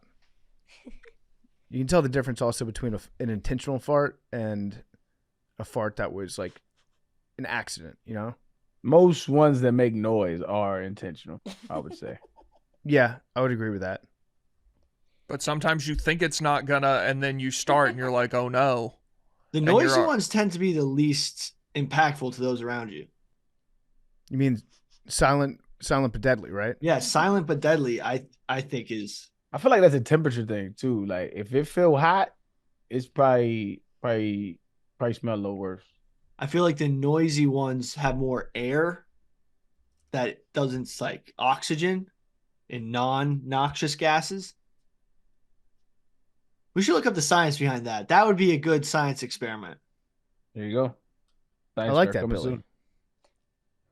What a good idea. That's a great idea. How? Give me I'm gonna judge that one from the other side of the room, though, okay? How are we gonna study that, Billy? Give me the breakdown of the study. Wait till the science fair episode coming up on the Macrodosing YouTube. Okay. And Rumble. And Rumble. Yeah. Rumble. Love it. And Billy, what's your assignment for next Tuesday? To make a. So I would write I'm going to make a more digestible version, being like Shakespeare, right, isn't the most digestible English to us because it's in Old English. We're going to write the Bible in new prose. And then we're going to do bros, which are pros for bros. I don't like this. You are. Why wouldn't you not like it? Billy rewriting the Bible? Yeah.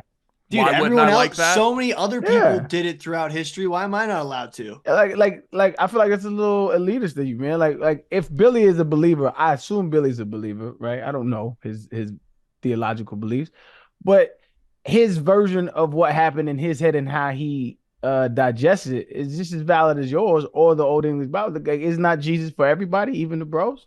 I mean, technically, I have more followers than Jesus did when he was alive. Yeah, see, there we I'm go. trying to defend There we you. go. Now you're And just you doing wonder too much. why. Love it. You're just doing too much. I try to Did he defend answer you, your bro. question adequately, or do you still need me to? No, it's still factual. He did have more followers than Jesus at the time. Billy's doing the Beatles. Oh, I mean, he did. That's fact. I Why mean, he what was makes living. him more qualified? Yeah, Like, I keep trying to bang for you. You can't say Stop. that shit. No, Billy, I don't want you to do two different I want you to do the Billy football version. yeah, I'll write pros and bros. No, I don't want you to do two different versions. I want you to do the Billy football version. Just bros. Yeah, just bros, but Yeah. pros is good too. Yeah, but I just want you to do the Billy football version. Okay, I will. But You translate the Bible as much as you want to, Billy. thank you. Twice. That's really my biggest issue with the whole Jesus thing, right? My biggest issue with Jesus is like, it's time for an update.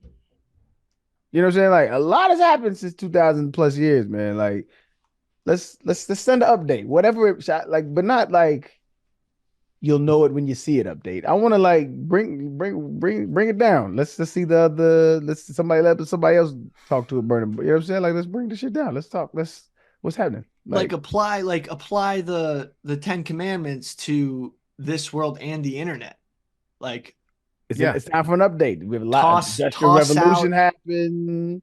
Yeah. Computers. It's time for an update, man. Thou shalt not look at www. I'm gonna see some of that shit popping off. Like, it's unconvincing that when an update hasn't happened in 2,000 years, I feel like he's just kind of dormant.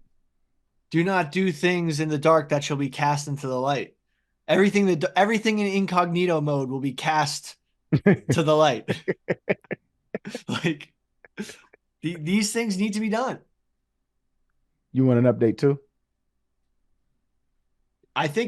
Honestly, I think if the Bible was modernized and some of the stuff that like people pick and choose what to apply in the Bible to real life. Agreed. If you made something that was applicable to everybody, you might actually cause more people to follow Jesus, which I think I agree. You're in that, that's just something I believe. I agree 1,000%, Billy. Yeah. It's time for an update on the Bible. Billy, I would like an update on the Tristan Thompson situation too. Oh yeah, dude, Tristan Thompson got caught for doing like it would be he got caught doing broke boy steroids. like he was doing bunk stuff. He got caught doing like, the equivalent of he's got access to the Kim Kardashian, the Kardashian anti-aging health clinics, like all the Kardashian, keeping up the Kardashians, half of it is seeing them doing crazy health shit to like stay young. Tristan Thompson was doing frat boy steroids. He was doing literally just like TikTok steroids. So he's doing it to get popcorn muscles, right? Yeah, I mean, he literally was doing Ligandrol in MK677. One is a HGH.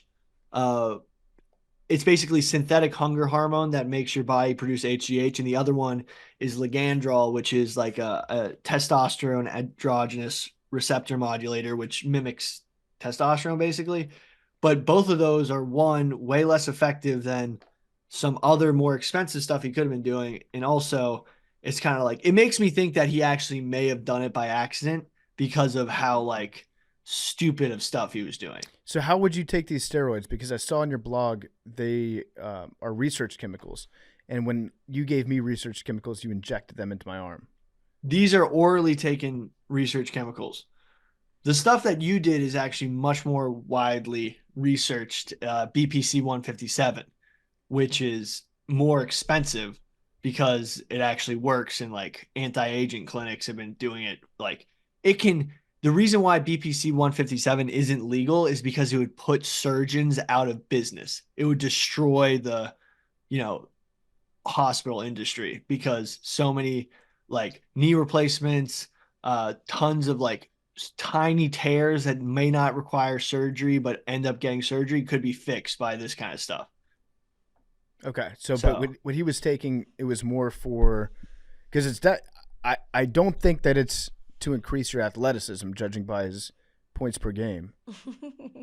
Yeah, I mean, pretty bad steroids. He may have put on weight, but that may have like badly impacted his game, because if you add like 15 pounds of like bloat muscle weight just randomly because of doing this stuff, like you're going to put more pressure on your knees. You're probably not going to move as well because of the speed that it's put on. So I don't know what the hell he was doing. Also in the NBA, we had a big night a couple nights ago. We had Joel Embiid dropping 70. We had Karl Anthony Towns dropping like the most underwhelming 60-point game of all time, after which his coach yelled at him and his teammates for disrespecting the game. And they were like very clearly just trying to get him as many points as possible at the expense of their team. And the T-Wolves are really good. They're very good this season. But their coach just chewed their asses out. And actually, there were a couple guys on the Timberwolves after the game that kind of agreed with their coach. Like, yeah, we were just trying to get them, like as many points as possible. So they kind of like took their coach's criticism. And I think I still like the Timberwolves. They're gonna be fun. But I was watching Around the Horn the other day, and I forget which panelist said it. It was one of the older guys, maybe Bill Plaschke. But this is a crazy stat, right? We all know about Wilt Chamberlain, how great he was. He averaged 50 points a game and 20 rebounds a game for a full season. Fucking insane stuff, right? Did you not know that, Big T? I'm sure I'd heard it before. Wild stat, right? Here's a crazier stat than that. In one season, he averaged, I think it was like 48 and a half minutes per game. Averaged 48 and a half minutes per game. Because he played every minute of every game, including all the overtimes that they had. That's a crazy. Fucking insane stat, isn't it? Iron Man. That's crazy. No one's going to break that record. Nah. Definitely. Never. I'm going to look up his minutes per game that year. I mean, who leads the NBA in minutes per game this year? It's probably, 32, 33? Yeah, if that. Let's see. It was 48 and 20 is crazy, dog. So he averaged 48 and a half minutes per game in 1961. Never fouled out and played in 7 games that went to overtime. That's just wild. That's crazy. That's crazy. Tyrese Maxey leads the NBA in minutes per game at 37.7, so a little more than I would have thought. That's a good amount of minutes. There's about 15 guys that are 34 or more. Crazy shit. All right, you guys want to get into Prohibition, or Big T? Are you teed off about anything? I'm sure I am, but not any that are so egregious they come to mind immediately. Tennessee Minute? Nothing's really happened this week. Well, we killed Alabama on Saturday. And then we play Vandy this Saturday. No midweek game, but I'm rocking the Dalton Connect today. He's the GOAT. What's their record right now? Like 15-4. Oh, what they rank? 5. Oh, they out here, huh? Oh yeah, we're awesome. Oh, I do have a I got a dude of the week. I said I was going to do those sometimes. Oh, yeah. Hey, real Dude of quick, the week. Big T, what you said they play on Tuesday? Next When I'm week, there? yeah, we got to go watch a Where game. we watching it? We could watch it here at the office. We could go somewhere. I don't know. We'll figure it out. All right, man. What's your favorite drink? Me? Yeah, what's Big T's favorite drink? You know what my favorite drink is, bro. Orchie. I don't. What is Angry Orchard? Orchard. Oh yeah, that's right. Okay. I'm gonna order some drinks and we're gonna watch the game together, man. Y'all are welcome Hell to come. yeah. You're wearing the Dalton Connect shirt right now. That's a fire shirt. I've got a very similar shirt on, which you can purchase right now. Next week. Next week. Available for purchase next week. It's the new Macrodosing shirt. It's got our faces on there. Sick Fire. shirt. Big T's smoking the cigar. Big T steals the show in that picture for sure. My dude of the week. I got a dude of the week. It's actually the first ever Macrodosing female dude of the week. Wow. Yay. Trailblazing. She was a trailblazer. Take that, Oscars. Bessie Coleman. When I say the name Bessie Coleman, you guys have any idea what that is? I've heard the name. I forget. So she was the first African American and Native American female pilot back in the 1920s, right? So aviation was still pretty new. She was born in Texas, and her brothers were in the military, and they told her about going over to France. And in France, women were allowed to become pilots over there. And Bessie moved to France in 1921, got her pilot's license, and then she wanted to get her own plane and build her own flight school.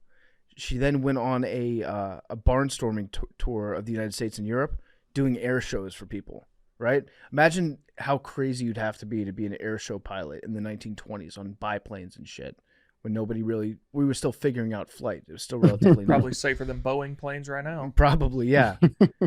So she would do these like demonstrations, and she invented the loop-the-loop. That was like her trick that she did, and people were just had their minds blown because they were used to seeing. It's funny. It's like the NBA of the 1940s, as opposed to the NBA once it became like desegregated. With Bessie, she was doing like crazier, wild fucking tricks than all the white pilots were doing. So people would go out and see this like flashy, showboaty airwoman, and she went to her hometown in Texas, and she was going to do an air show there, but she was like, I'm not gonna fly my plane until you make one entrance for white people and black people. It can't be separate. They have to be able to use the same entrance. So they said, okay, Bessie, you're that good. She was so good at flying planes that she desegregated Texas. It was pretty fucking wild. Go off, queen. Yeah, transcended racism, and but she did die in 1926 when she was flying a plane, and she flipped her plane over and she fell 3,000 feet out of the sky and died. Did she have a seatbelt? Rip. I don't think it was a good seatbelt. I don't think a seatbelt would have saved dropping that far. Yeah, probably. Well, No, No. hold on. She dropped out of the plane, or the plane dropped out of the sky? No, Those are she- two different things. Oh, she fell out of the plane? I believe she fell out of the plane. Okay, that's, yeah. That's a tough way to go. Yeah, Die what you love doing. that's true. Only thing you can hope in life. She was also kind of a baddie. Yeah, send a So pic. Loki would. Yeah, high key. What's her name? Queen Bess. Billy's intrigued. Queen Beth. All the things about being an innovator for black pilots and all that stuff didn't do it for Billy, but Loki baddie, he wants to. What was the name? What was her name? Bessie Coleman. I mean, what? Okay, so here's what happened. She was flying a JN4 in Dallas, Texas, and her mechanic and publicity agent flew the plane from Dallas in preparation for an air show, had to make 3 forced landings along the way because the plane was so poorly maintained. Fuck that. What are you saying? The mechanic and publicist were one person? One person, That's yeah. you don't want that. Not the same. That was a bad call. Not the same skill set. So the plane was so bad that they had to land it 3 times when they were flying it from Dallas to Jacksonville, Florida. That's not a good flight. And then Coleman's friends and family did not consider the aircraft safe, implored her not to fly it. She refused. On takeoff, Willis was flying the plane with Coleman in the other seat. She was planning a parachute jump for the next day, and she was unharnessed as she needed to look over the side to examine the terrain. About 10 minutes into the flight, the plane unexpectedly went into a dive and then a spin at 3,000 feet. Coleman was thrown from the plane at 2,000 feet, killed instantly when she hit the ground. Willis was unable to regain control of the plane. It plummeted to the ground. He died on impact. The plane exploded, bursting into flames, and the wreckage was badly burned, but it was later discovered that a wrench used to service the engine had jammed the controls. Oh, wow. Yeah, that's tough. Oy. Shout out to Bessie Coleman, though. Shout out Bessie Coleman, one of the greatest pilots of all time. Dude of the week on Macrodosing. Yeah, take that, Charlie Kirk. What did Charlie Kirk? Oh yeah, Charlie Kirk talking about he said when he sees a black pilot, first thing he thinks is, man, I hope he's qualified. All right, well, That's insane. it is a take that Charlie Kirk, but and also like maybe Charlie Kirk has a point the way that she died. Oh, come on, dude. No, she was qualified. I know. It was the engine that fucked up. I know. So Charlie Kirk's a fucking moron because if he has no idea like the levels of qualification you have to go into to be able to fly a plane. Yeah, dude, they check you're qualified every day. That's why people don't report UFOs, because they're like, yo, this guy might not be qualified if he thinks there's UFOs. Yeah. They don't let somebody fly a plane because they're a black woman.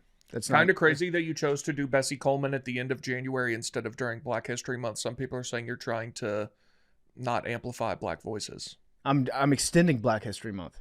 That's what I'm talking about. But you're trying to bury it at the end of January instead of, really celebrating when it's time. Oh, you're saying that we're only allowed to celebrate? No, I'm just telling you what people around the office have been saying. Mm-hmm. About me talking about Bessie Coleman 10 seconds ago. Right. Yeah. I've been getting a lot of texts. There is some scuttlebutt about that.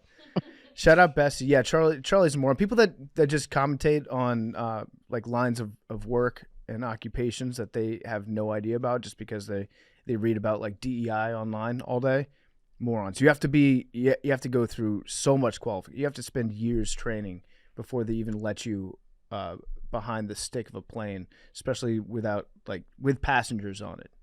So honestly, it is crazy some of the stuff that like before there was that much regulation around flying, like even back in World War I, that like 17-year-old dudes were just thrown in the back of planes and they were doing crazy shit in the skies.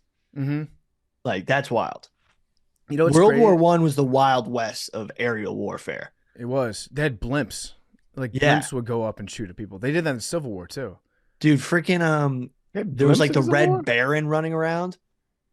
Yeah. Red Baron. They literally thought they were knights of the sky. Red Baron was goated, man. Dude, did they shoot him down? Yeah, he did get shot down. Yeah. Who shot down the Red Baron? I don't know. There was Eddie Rickenbacker. He was like our version of the Red Baron in Cedric WW1. Popkin. That's an old ass name. Cedric Popkin. Not blimps in the Civil War. Air balloons, yeah. Blimps were World War I. That's why I was like, in the Civil War, it was blimps? Yeah, balloons. They would send up a fucking hot air balloon. Bro, they don't see us. You know how bad the Hindenburg damaged hydrogen power? Yeah. If it wasn't for the Hindenburg, we could be running on hydrogen and like be a next level society that isn't dependent on fossil fuels. Because the hydrogen wasn't exactly what exploded in the Hindenburg. It was literally the outer shell that caught fire. Hydrogen isn't as explosive as people think.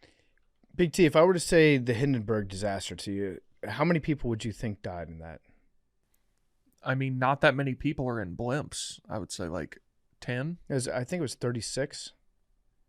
That's pretty. But it still gets talked about like the Titanic of the skies. That to me is a little disrespectful of the Titanic.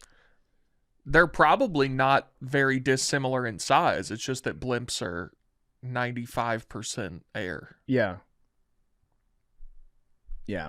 So like how many people are in the Goodyear blimp at any time? 3 or 4? Yeah, I'd say like 5 or 6 maybe. It's always cool seeing the Goodyear blimp though. It is. it is. I like blimps. I'm a blimp guy. Just an aviation guy. I'm excited about that new show coming out. Was it like Air Masters of the Air, something like that? I haven't seen that. I did see a show that's coming out, I think maybe today, that I thought you would like, which the rugby thing on Netflix. Have you seen that? Oh no, I haven't seen that. It's like it's like quarterback and all that stuff, but with rugby. Oh shit, no, I haven't seen that at all. I have to check it out. Yeah. Yeah, the one that's coming out, I think it's on Apple TV. We just did an ad for it on Part of My Take. Fuck, I forget what platform it's on. You know what? This is a very solvable problem for me. I'll just look it up right now. But it's the companion piece to Band of Brothers. Oh, so yeah. It's World War II. It's Masters of the Air on Apple TV. Executive producers behind Band of Brothers and Pacific. It's about the pilots that fought in the skies against Hitler in World War II. Oh, I'm watching the hell out of that. Yes. Back when I was in my plane bag, it was World War II planes. Yeah, World War II planes, and I think World War I planes too. If they got into a dogfight with like an F-22 Oh, yeah. with a Raptor, they would beat the Raptor. I didn't want to be a dick, but they were definitely doing loop-de-loops and dogfights in World War One. Okay. Like, they were doing crazy shit in the air acrobatically. That Yeah. was like back when, I hate to say it, like, if you were to play a video game today, the World War, like, was it Fly Dogs? There's a really good like dogfight video game that I used to have on Wii that, like, those were because the planes are so much more maneuverable, and like you had to like get behind the other plane. It was like much more like engaging dogfights than if you were to play as an F-22 in a video game. I don't want to say that the World War II and World War One dogfights were better, but it was just to do it was probably more entertaining. No, I think they might have been. They might have been better. Now, if you had an F-22 going up against a World War II plane, the F-22 would win because the F-22 would just shoot it down from 50 miles away. Yeah. Before they got close. And if they got into a dogfight, the F-22 could just hit the accelerator, just put the throttle up, go away from the plane, and then turn around and come back and shoot it down. But if you're in like close proximity with each other, yeah, the old planes those fuckers could maneuver. My favorite was the P-47 Thunderbolt. All right. Doesn't get enough attention because the P-51 came around and was like all cool with his Ford engine, but the P-47 was the fullback of World War II planes. All right. So let's get into Prohibition. You guys want to talk about Prohibition? We talked about it a little bit with Zen. Kind of wild to think that we had 13 years in America where you were not allowed to manufacture or sell alcohol at all. The amendment itself actually did not prohibit drinking alcohol. You were allowed to drink alcohol, but you couldn't make it or sell it in the United States. I actually didn't know that. Yeah. So you could get it. You just have to get a doctor to write you a prescription for it. So it was like weed 10 years ago. Kind of, yeah. Or if you had alcohol, you could drink your alcohol that you had from before. You just couldn't sell it. Yeah, you couldn't sell it or buy it. Or produce it. Yep. But in the scope of World War One, as we were talking about it, I called my grandma. Her parents grew up during Prohibition, and she was born in 1933, right when it happened. So I thought she'd have some better anecdotes about it from her parents. But one of the things she commented was one of the real big reasons why Prohibition was put in place and why all these groups organized to make alcohol legal was because so many veterans were coming back from World War One with shell shock PTSD, and they were medicating using alcohol. So, alcoholism was much more rampant at that time because you had a lot of individuals who couldn't deal with what they'd seen in the first modern war, the first trench warfare, this whole new, ugly version of war. Not that war was ever not ugly, but it really impacted individuals in a way they hadn't seen before with this new modern weaponry. And that's why a lot of these groups developed, because they had, it was much more rampant. Individuals couldn't deal with what we now know as PTSD and turned to alcohol in a much wider rate than we even see today. Yeah, it was closely tied in with that, where they were trying to like curtail some of the carousing that was going on, because people got back from World War One from situations where they were like sure they were going to die. Even if they didn't die, they saw dozens and hundreds and maybe even thousands of their countrymen, their soldiers, compatriots just die in the most gruesome ways possible. So they are coming back like, fuck it, I'm just going to get drunk all the time. I'm going to try to drink away this pain. And so the temperance movement was partially in response to people coming back from war. There were also people before World War I that wanted temperance to take place in the United States, which is the lack of drinking, people that hated drinking. There was one lady named Carrie Nation. I believe she was from Kansas, and she had a hammer. It was a Mason hammer. And Carrie Nation, she would go from saloon to saloon just smashing up bars. By far the best part of that temperance movement. Hilarious. She used to just smash the fuck out of bars. So she used to wear a dark veil over her face so that people couldn't figure out who she was. And she would just go into they called them joints. She would go into all the joints and just smash all the bottles, tear down the restaurants. She was very, very anti-drinking for some reason. I don't really understand why she decided to do that. There's Go ahead. Well, there's a group, the Anti-Saloon League. Mm-hmm. There has never been, outside of the Democratic Party, an organization that just sounds so much more anti-fun than the Anti-Saloon League. I'm not a drinker. I'd love to go to the saloon. Yeah. Go in those double doors. The saloon. The push doors. Yeah. Everything, the scenes I've seen of saloons look immaculate. And these guys were the Anti-Saloon League. There's some real saloons down in Texas. And it's always fun. You always saunter into a saloon. Yeah. Dude, a speakeasy sounds pretty dope too. Yeah. A real one. Those have gotten like, now you go to the speakeasy and you have to walk into a phone booth and dial a number, and then a bookcase turns around and you tell the password to the. It's a whole lib thing now. That I've seen off about. No, you're just talking about the one on. You're just talking about dope as fuck. What you mean? Big T's just talking about the one on St. Mark's Place, which is like the lib capital of the world. I don't even know. I didn't know I was describing a real one, but it's in a telephone booth. Exactly. So like they've become too lib these days. What does that have to do with being liberal? I'm just curious. Wait. Because it's are you saying speakeasies are conservative? Like what are we saying? No. When I say lib, let me expound. So speakeasies are now like the thing on TikTok that a 24-year-old girl is like, let me tell you about the newest speakeasy. And it's like they serve drinks that are actually like, they have liquid nitrogen in them, and they're not actually liquid. They're a gas that you waft into your nostrils, and like that's how you. And it's just you got like a bartender wearing suspenders that he just bought. Yes, they're supposed to look like they're from 1920. Yeah, and the drinks are $38. Waxed mustache. And like nobody knows about it. It's the newest speakeasy that I'm telling you about on TikTok, and like it's too much of a thing. Okay, speakeasy in the new sense, I agree with you, Big T. But like my grandma was describing like speakeasies in her neighborhood, and that her parents that became legal after, and they were all like in these cool places, like they had like they would have like washing vats filled with like beer on ice, and like they were just super cool sounding. Yeah, so I agree. Like old school real speakeasies would be fun. You're breaking the law. You're getting away with it, and they're in cool places. Yeah, I'm with Big T that modern day speakeasies I'm not a big fan of. One was in a water tank. You know those water tanks in New York City that are on top of the buildings? Yep. You had to climb up there, and then it was a bar. Like that's cool. So one real quick fact about Carrie Nation, I thought this was fabulous that Big T would enjoy. She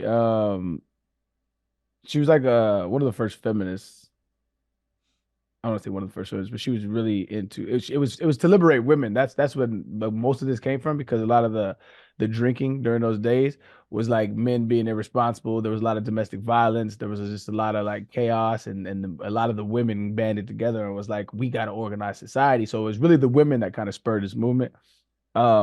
but she described herself as, this is what I thought you would like, Big T, a bulldog running along the feet of Jesus, barking at who he doesn't like. That was a very interesting way to describe oneself. That's going in the bro Bible. You should start a website too, Billy. I know. So yeah, the Prohibition Party was founded, I believe, in 1869. So it'd been around for a little bit. Their mascot was a camel.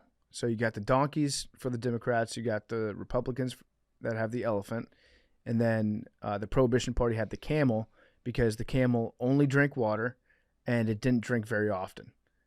The least fun people on earth. I have no idea how this ever gained any sort of traction. That's a good animal, though, for them. It fits, but also, why would you ever want to be part of the Prohibition? Do we know how the Well, these guys were also anti-Irish, anti-Catholic. They're basically hand in hand with the KKK. Okay. A lot of them. Yeah, 1869 is when it was founded. And yeah, it was, the mascot was the camel, a creature that drank little and then only water. And it started to gain some momentum in the late 1800s, early 1900s. And it culminated with the Volstead Act, which was the 18th Amendment. They made a fucking constitutional amendment to the United States to tell us to stop having fun. Yep. It's bullshit. But see, that's why it was such an important part of like American history, was because it was the women who like ushered this. So the following amendment was the 19th Amendment, which allowed women to vote.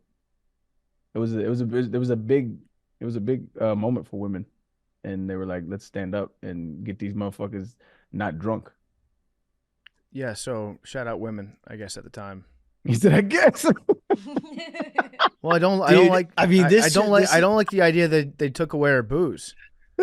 This is classic. Like, why are you guys just, when you get with your friends, drinking beer the whole time? Like, what else do you guys do? And it's like, yeah, but I think name football players. The times were extremely different, where it's like there were no regulations around it, and so it was not like as well studied, right? So we know the effects, we know like what it can do to the body, what it can do to your mental state. There were no regulations around it, and so dudes was getting faded all the time, and there was just it was just wild west of drinking, and so like society was kind of chaotic, and like the women were like, yo, man, this ain't it. Like, let's put some order to this thing. I mean, if you look at Peaky Blinders, which I would say is a decent period piece for what we're talking about, they were drinking the whole time. Yeah. Yeah, they were staying drunk. They woke up, like, they had to drink in the morning or they were going to go into withdrawals. Yeah. Yeah, so there were other states that tried to do prohibition before, actually some moderately successfully. Maine passed its prohibition law in 1851 because of the local temperance leader and Quaker mayor of Portland. His name was Neil Dow. And then 4 years after they passed it, a mob of 3,000 people stormed City Hall in 1855 when the city's when the city's Irish working class residents found out that the mayor was storing $1,600 worth of liquor in City Hall. Do as I say, not as I do. Dude, all the Irish just be like, what the fuck? They got booze in there? Yeah. What year was that? So the law, I believe, was passed in 1851, and they stormed the Capitol in 1855. $1,600 in 1855 goes a long way. I mean, that's $100,000. Maybe I don't. So this inflation calculator only goes back to 1913. So this dude would, and that would be 50 grand today. This guy, that's still a lot of booze. Oh, it's crazy. Yeah, dude. This guy would go into saloons, bust them up, raid the saloons, and then just keep all the liquor for himself. And there was a Massachusetts town that passed the sale of... What year was it? 1851 is when the law was passed. 1855 is when they stormed the Capitol. Now, I may be lying about this, but this is one of the reasons why New Hampshire has such, like, gigantic liquor stores. Because you couldn't buy alcohol in Maine, so they all go to New Hampshire. But also probably that they have really low sales tax. Different states tax on alcohol. Have different laws about that. So I grew up in Virginia, and at the liquor stores there, they were all run by the government. They were called Virginia ABC stores. Virginia It's the Alcohol same. Beverage. It's about Control. 56,000. 56? Yeah. Mm-hmm. So different states have those different laws. Some states, like Illinois, you can go into a grocery store and you can buy liquor there. For us, it was like you had to go to this government-run liquor store only between certain hours, and then it was closed on Sundays. I remember I visited Georgia one time when I had a fake ID, and they were not allowed to sell alcohol on Sundays there. Correct. Yeah. Have they changed that law? It was still law when I was a kid. I don't know. I would assume it's still in place. They might have changed that. I feel like You can't sell hard alcohol here on Sunday in Texas. Yeah, and you have to wait until noon to buy alcohol. I don't know. I don't know if maybe that's true. I've never On tried to buy Sundays. alcohol at noon. I used to go to the grocery store, try to buy a bunch of beer before the NFL game started, and there would be a line of people just waiting for noon to happen so that they could get their beer scanned and check out and drive home. So I would get my beer and then get home, and I would miss the first 5 minutes of the game. Real pain in the ass. Yeah. In Massachusetts, there was one time that banned the sale of alcohol in 1844, and tavern owners began charging patrons for the right to see a striped pig, and then the drinks would come free with the price of admission. That rocks. Yeah. I love that. They're like, we're not selling out this line of people. They're here to see this fucking pig. It's got stripes on it. That's like, I remember my great grandma in 1991, the first year the Braves went to the World Series. She bought tickets for everyone to go off like a scalper from the newspaper. Or I think she said it was in the newspaper. I forget how she found the guy, but the guy gave her a pin. I think she bought 6 tickets for $1,000. She said. She bought a pen for $1,000. Right, and then the guy gave her a pin. He said, "You just bought this pin," and then he gave her the ticket. I can't believe that's how you had to buy tickets back then. Yeah, in DC, and they worked. In DC for a while, when they passed their marijuana deregulation thing, you couldn't buy pot. Yeah, I think you could grow it, but you couldn't sell it or buy it. It was a weird law. Anyways, if you wanted to find a dealer, you had to buy a T-shirt. So somebody would come to your house and you would pay like $50 for a T-shirt, and they give you a T-shirt and be like, "Oh, the T-shirt comes free with this weed, or the weed comes free with this T-shirt." In Kansas, there was a ban in 1881, and there were a dozen other states that instituted Maine laws of their own, even though they were replaced within a few years due to widespread opposition and often riots. People don't take shit when it comes to stealing their booze. Make people stand up for themselves real quick. So the Prohibition supporters, they were basing a lot of their claims there were some that were based in facts and truth, which is about, health effects of alcohol, domestic violence going up when people are drinking a lot, drunk driving, certainly an issue. But they also made some insane claims about alcohol. They would make fake claims as scare tactics to whip up further sympathy to their cause. Some of the lies that they told were that a person's blood would turn into water when they drank alcohol. And that was popularized by the Department of Scientific Instruction. That was a branch of the Women's Christian Temperance Union. There's a dry pastor named T.P. Hunt who warned people off wine by saying it was common practice to mix it with a bag of cockroaches when it was being produced. There was a prohibitionist that claimed that he'd seen a dead man's brain burst into flame when doctors tested it for alcohol by holding a lit match up to it. That kind of rocks. That's a good lie. He was so drunk that his brain exploded. Prohibitionists exaggerated alcohol's effect on the liver. Many would suggest that the organ, which normally weighs about 3 pounds, could swell to as much as 25 pounds when drinking. This all sounds very familiar to me. This is like a lot of stuff that people used to tell us about weed. Kind of the same thing. They run the same plays over and over again. There's a school teacher in Massachusetts named Mary Hannah Hatchet Hunt. That's a great name. That's a nursery rhyme-ass name. Mary Hannah Hatchet Hunt.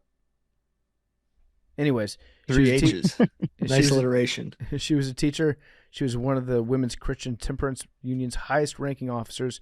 She pushed the temperance agenda in schools. She claimed that there was proof that the majority of beer drinkers died of dropsy. Though there were likely some connection between alcoholism and the disease, her sweeping claim was way off the mark. Now, what is dropsy? It's a good question. That dropsy sounds pretty. You don't want to get dropsy. Yeah, it sounds like something Oh, you don't do you want to get dropsy? But it's kind of a cool I think name. I want to get dropsy, actually.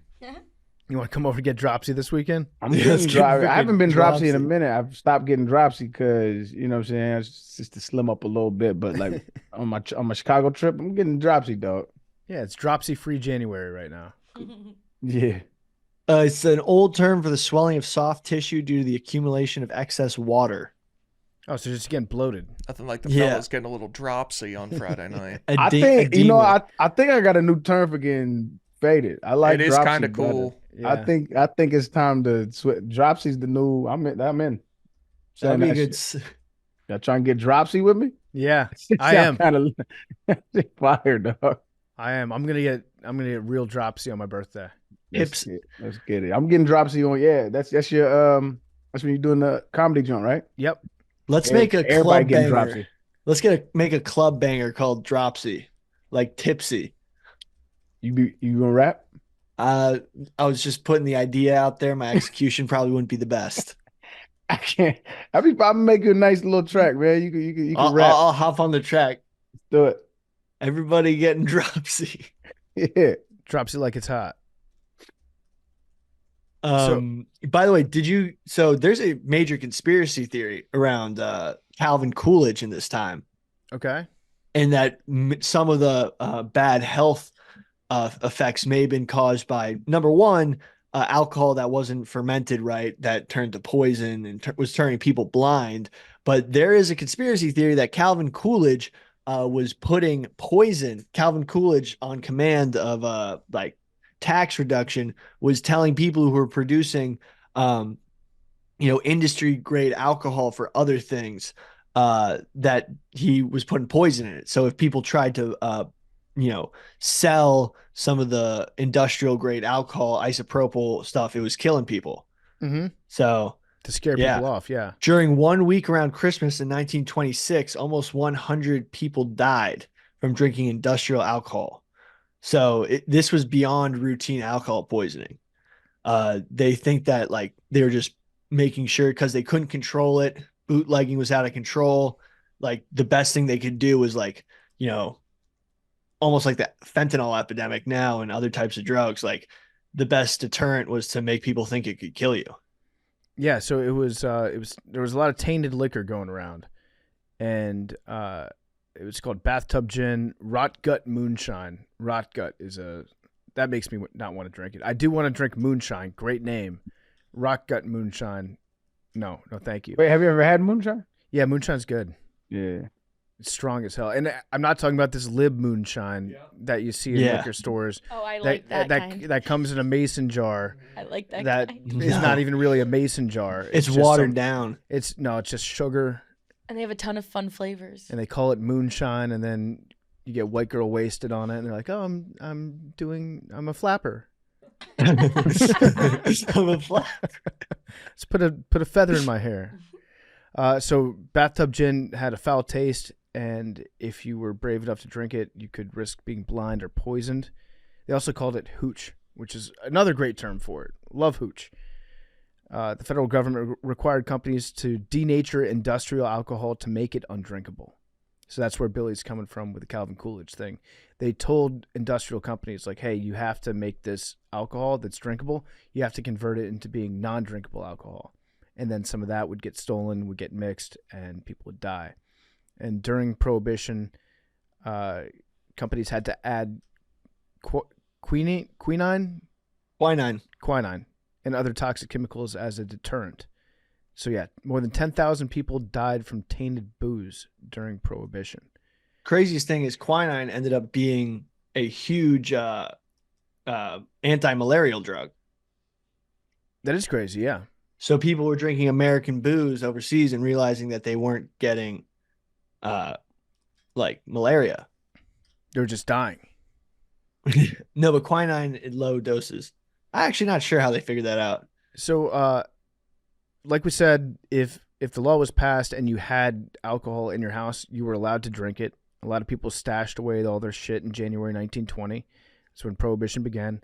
And most households kept a few bottles, but the wealthy would build elaborate wine cellars, and they would buy out the inventories of liquor stores to stockpile before the ban took effect. Woodrow Wilson himself, President Woodrow Wilson, had a personal wine cellar in the White House, and when he left office in 1921, Prohibition, that was a law. So he had to figure out how to transport his wine to his new place. Luckily for him, he was somehow granted an exemption from Congress, so he was allowed to do it. They also hired a bunch of federal agents. 1,520 agents were tasked with raiding storefronts and home operations. And then as Prohibition wore on and public sentiment rebelled against it, courtrooms and jails overflowed. Many defendants waited over a year for their case to go to trial. With backlog of cases mounting, the judicial system made a regular use of the plea bargain for the first time to clear hundreds of cases at a time. I did not know before researching this that the plea bargain kind of like got its, not its origin, but like really got popular around this time. Yeah, because prosecutors were like, I don't have the time to prosecute all these people. Can we just get them to say like, yeah, my bad, and then I'll just give them a reduced charge so I don't have to worry about this paperwork anymore? Yep. Yeah. And so there were also bootleggers, tons of bootleggers. Some would say that maybe the Kennedy family was founded on bootlegging. Yeah. It's also the start of car races. NASCAR. Yeah. It was also the start of Cuba's communist revolution. Yeah. That's a big part. You'd have to outrun law enforcement officials. So in your car that looked like a stock car, a car that you could buy from a manufacturer, you would soup it up and make it really fucking fast so the bootleggers could get away. That's where the term stock car comes from, stock car racing. So NASCAR, so it's National Association of Stock Car Auto Racing. Yeah. Yep. Yeah, so Canadian Club was the highest selling whiskey of this time. And if you probably know, Canadian Club isn't that popular at all nowadays, but because it was a whiskey created in Canada, it was getting tons of play. Guys like Al Capone became huge, liquor distributors because they were controlling ports, the Great Lakes, bringing in tons of booze from Canada. And then the Caribbean kind of became a booze getaway place, Cuba, especially Havana, because it was so close. A lot of like the different island drinks and island bar scene kind of developed, like the whole tiki bar type stuff kind of developed around this time because there were so many tourists traveling from the US to the Caribbean to places where they could drink. And bar.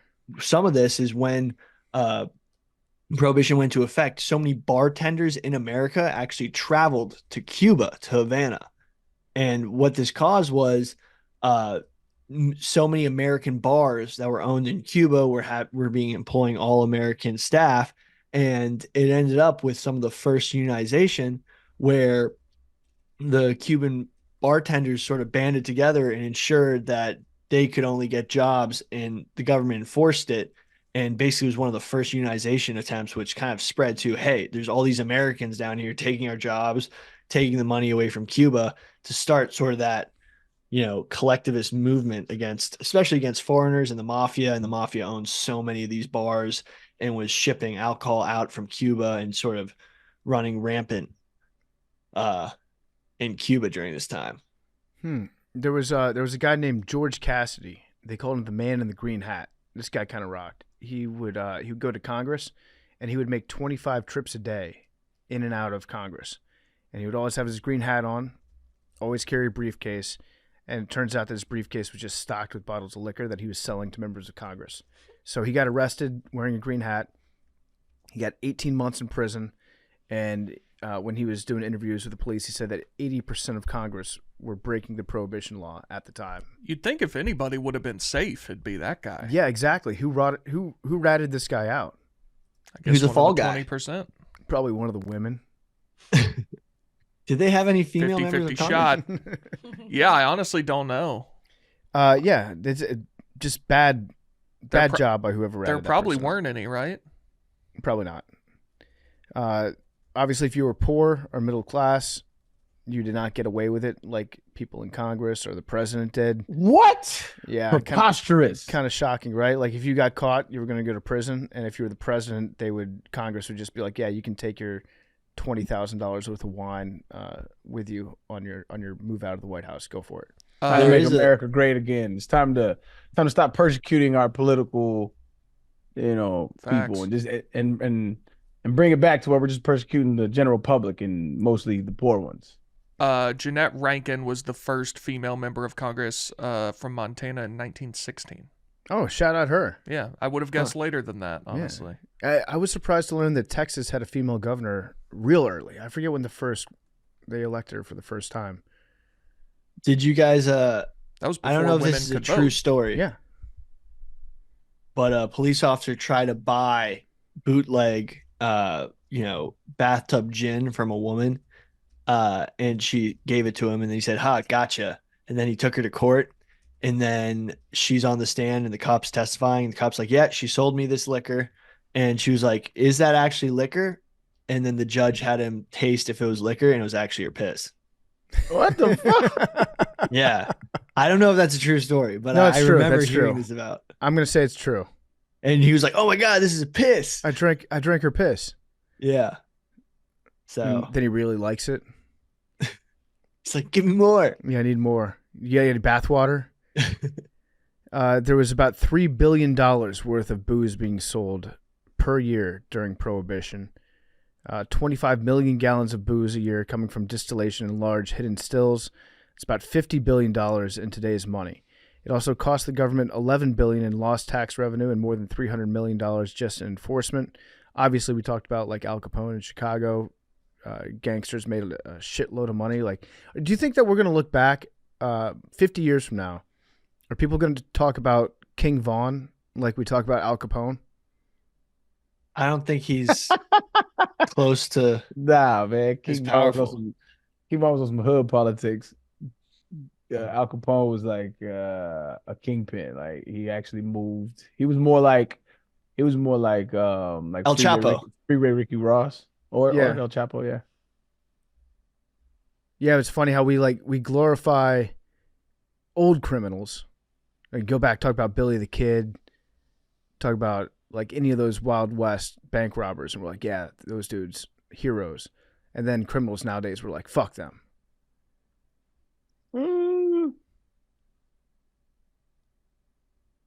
Nah, I mean, I guess you got to point a little bit. Yeah, like crime that doesn't happen around you and happened a long time ago is cool.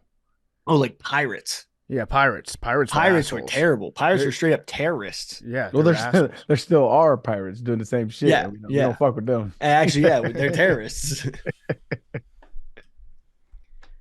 So when Prohibition took effect, the supporters of Prohibition had expected sales of clothing and household goods skyrocket. Or they had expected those things to skyrocket because you got more money in your pocket, so you can buy non-alcohol things.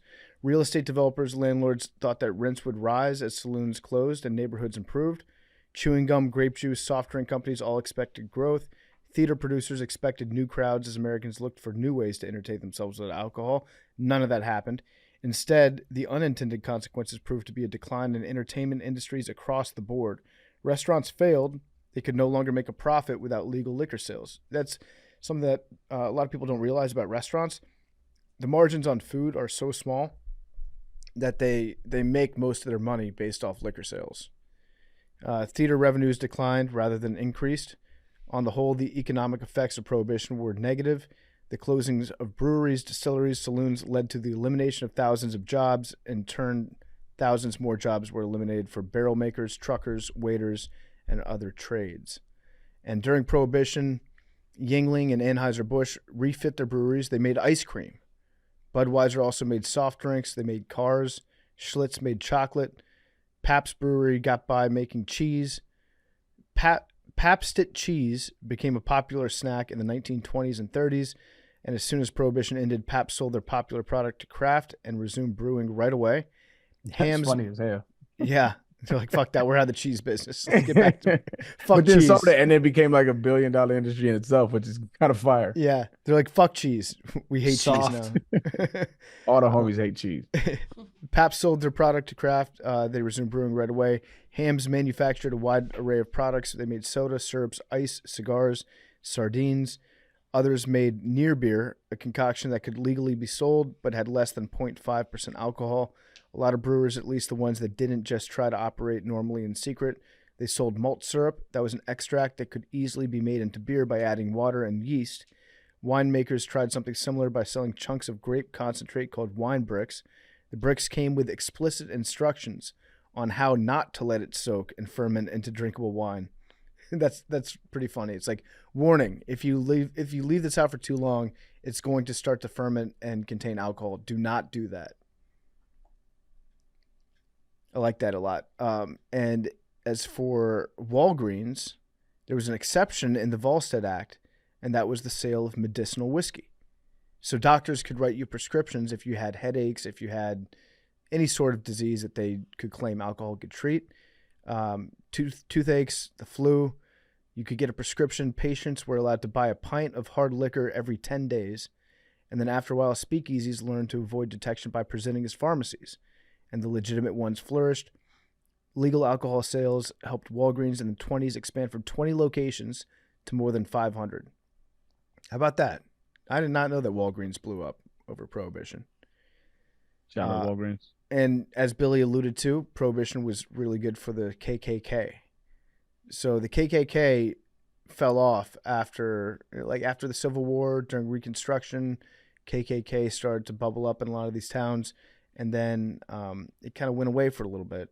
And the KKK resurged in the 1910s due to the popularity of the film The Birth of a Nation. Prohibition and anti-immigrant sentiment whipped up by World War I was also pivotal in rebranding its ranks in the 1920s. From the beginning, Prohibition was tied up with anti-immigrant and anti-Catholic biases. Many of its advocates were white Protestants who thought only people that looked like them could be real Americans. And the Klan began raiding Catholic immigrants' homes, burning down their businesses, planting evidence to use against them. In the first half of the 20s, the Klan's membership grew from 2 to 5 million, and there was a lot of overlap between the new members and those who supported Prohibition. God damn. And drinking, contrary to popular belief, drinking did decrease during Prohibition. Some people say that it actually went up because people were doing it underground and having more fun, and it was a fun time, the Roaring 20s. Overall, it did decrease a little bit. I don't think that's true. I think it's just not reported. Yeah, no, I think it actually increased. Let me just not talk. Hold on. So, all right, there was a study done, Arian. Talk that shit. So, at MIT, it was a joint study. MIT and Boston University in the early 90s concluded that alcohol consumption dropped nearly 70% in the early years of Prohibition. As popular support for the law fell, the levels of drinking jumped significantly. The study found, though the study claims that they remained still 30% lower than pre-Prohibition levels and stayed that way for a few years after the repeal. So you couldn't. It was slightly harder to get, and people were still doing it. Send me that study. I don't think that's true. I could be wrong, but send me the study. Okay, I'll look it up. The anti-prohibition signs are hilarious, and the people who protested for booze they're the funniest things ever. They're just a bunch of dudes with signs being like, "Bring back booze!" Like, "We want beer." It's like, I had a poster of one in college of the "We want beer" with just a bunch of guys protesting, and it was one of the funniest. Like, it's just hilarious looking back on it because it's a bunch of dudes just cheering for booze. So, you know the Clydesdales from Budweiser, they were created at the end of Prohibition. So, the brothers August Bush and Adolphus Bush, they gave their father, August A. Bush Sr., a beer wagon, along with a team of a half dozen Clydesdales to pull it. The team hauled the first Prohibition case of beer down Pennsylvania Avenue to deliver to FDR at the White House. FDR, on the occasion of the repeal, famously was quoted saying, "What America needs now is a drink." That would be very cool if they dropped the federal ban on marijuana, and then you've got like Snoop Dogg driving a Bentley down Pennsylvania Avenue, handing a fatty to President Biden, and Joe's like, "What America needs now is just get faded as fuck." What if Joe Biden started smoking weed and all of a sudden he could talk perfectly? It unlocked his brain. Yeah. They should try it. Yeah, he bugging. What I wanted to along those cartoons, I wanted to one of the ones which was before, it was like which is like a really popular one, is called The Drunkard's Progress. And I just noticed like this is how wild it was, right? So it's like a step store, like display it on the screen if you can. I'll send it to the group. But it's like a steps, like the steps of drinking alcohol, what it does. This is what they said. So the step 1, a glass of wine with a friend. Step 2, a glass to keep the cold out. Step 3, a glass too much. Step 4, drink in Ristaus. I don't know what that is. Step 5, a summit attained jolly companions, a confirmed drunkard. So they're saying, all right, you drunk, you're a drunk at this point. Step 6, poverty and disease. Step 7, forsaken by friends. Step 8, desperation and crime. Step 9, death by suicide. Whoa. So like, look at this. This was kind of like the propaganda piece against drinking. That was like, this is what's gonna happen. You're gonna end up killing yourself. Yeah, it's slippery slope. Yeah. The Clydesdales from Budweiser would go on to be like a symbol of beer in general in America. I love that now. Now we look at a horse and we think about beer.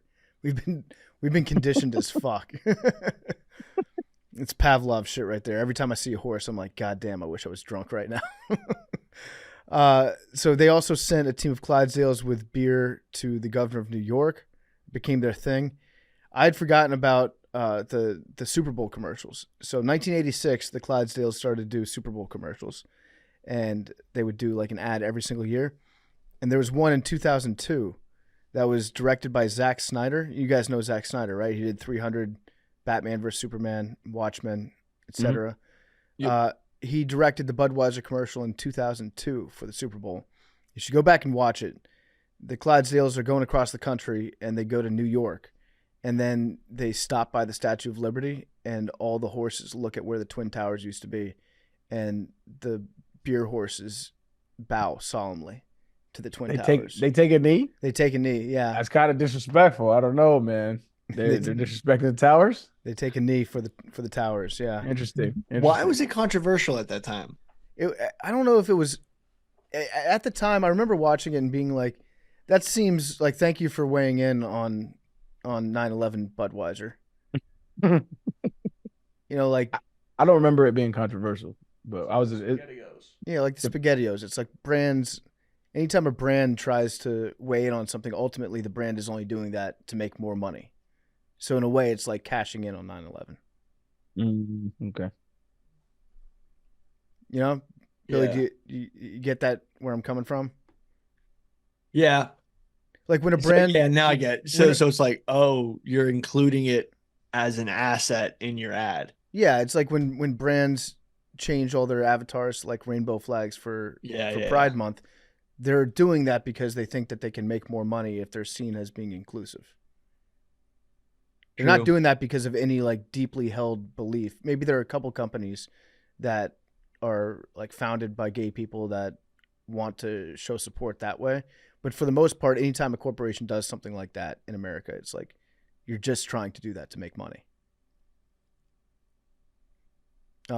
Mississippi, I did not know this. The state of Mississippi was dry until 1966. They just hung on to it for a while. That checks out. Mississippi is usually like the last state to do everything. Yeah, but I would feel like people in the South, they like to drink. But it's like deeply religious, right?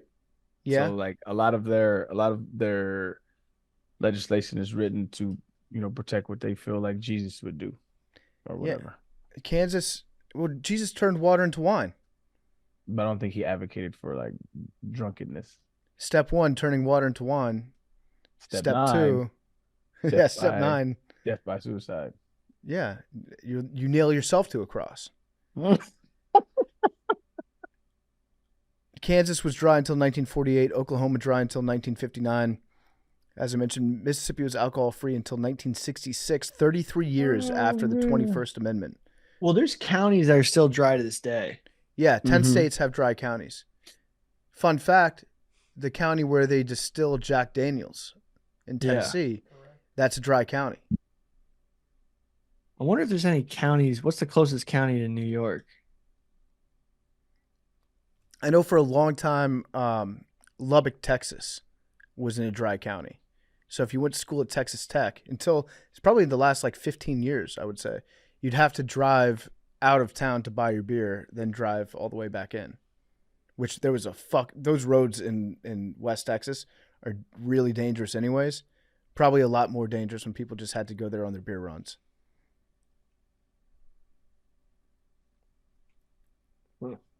What's the closest county, Billy? It is very far. You can't concern which one's the closest because they're all in the South. Okay. Like I thought there might be a Pennsylvania county in there, but I was wrong. I believe in.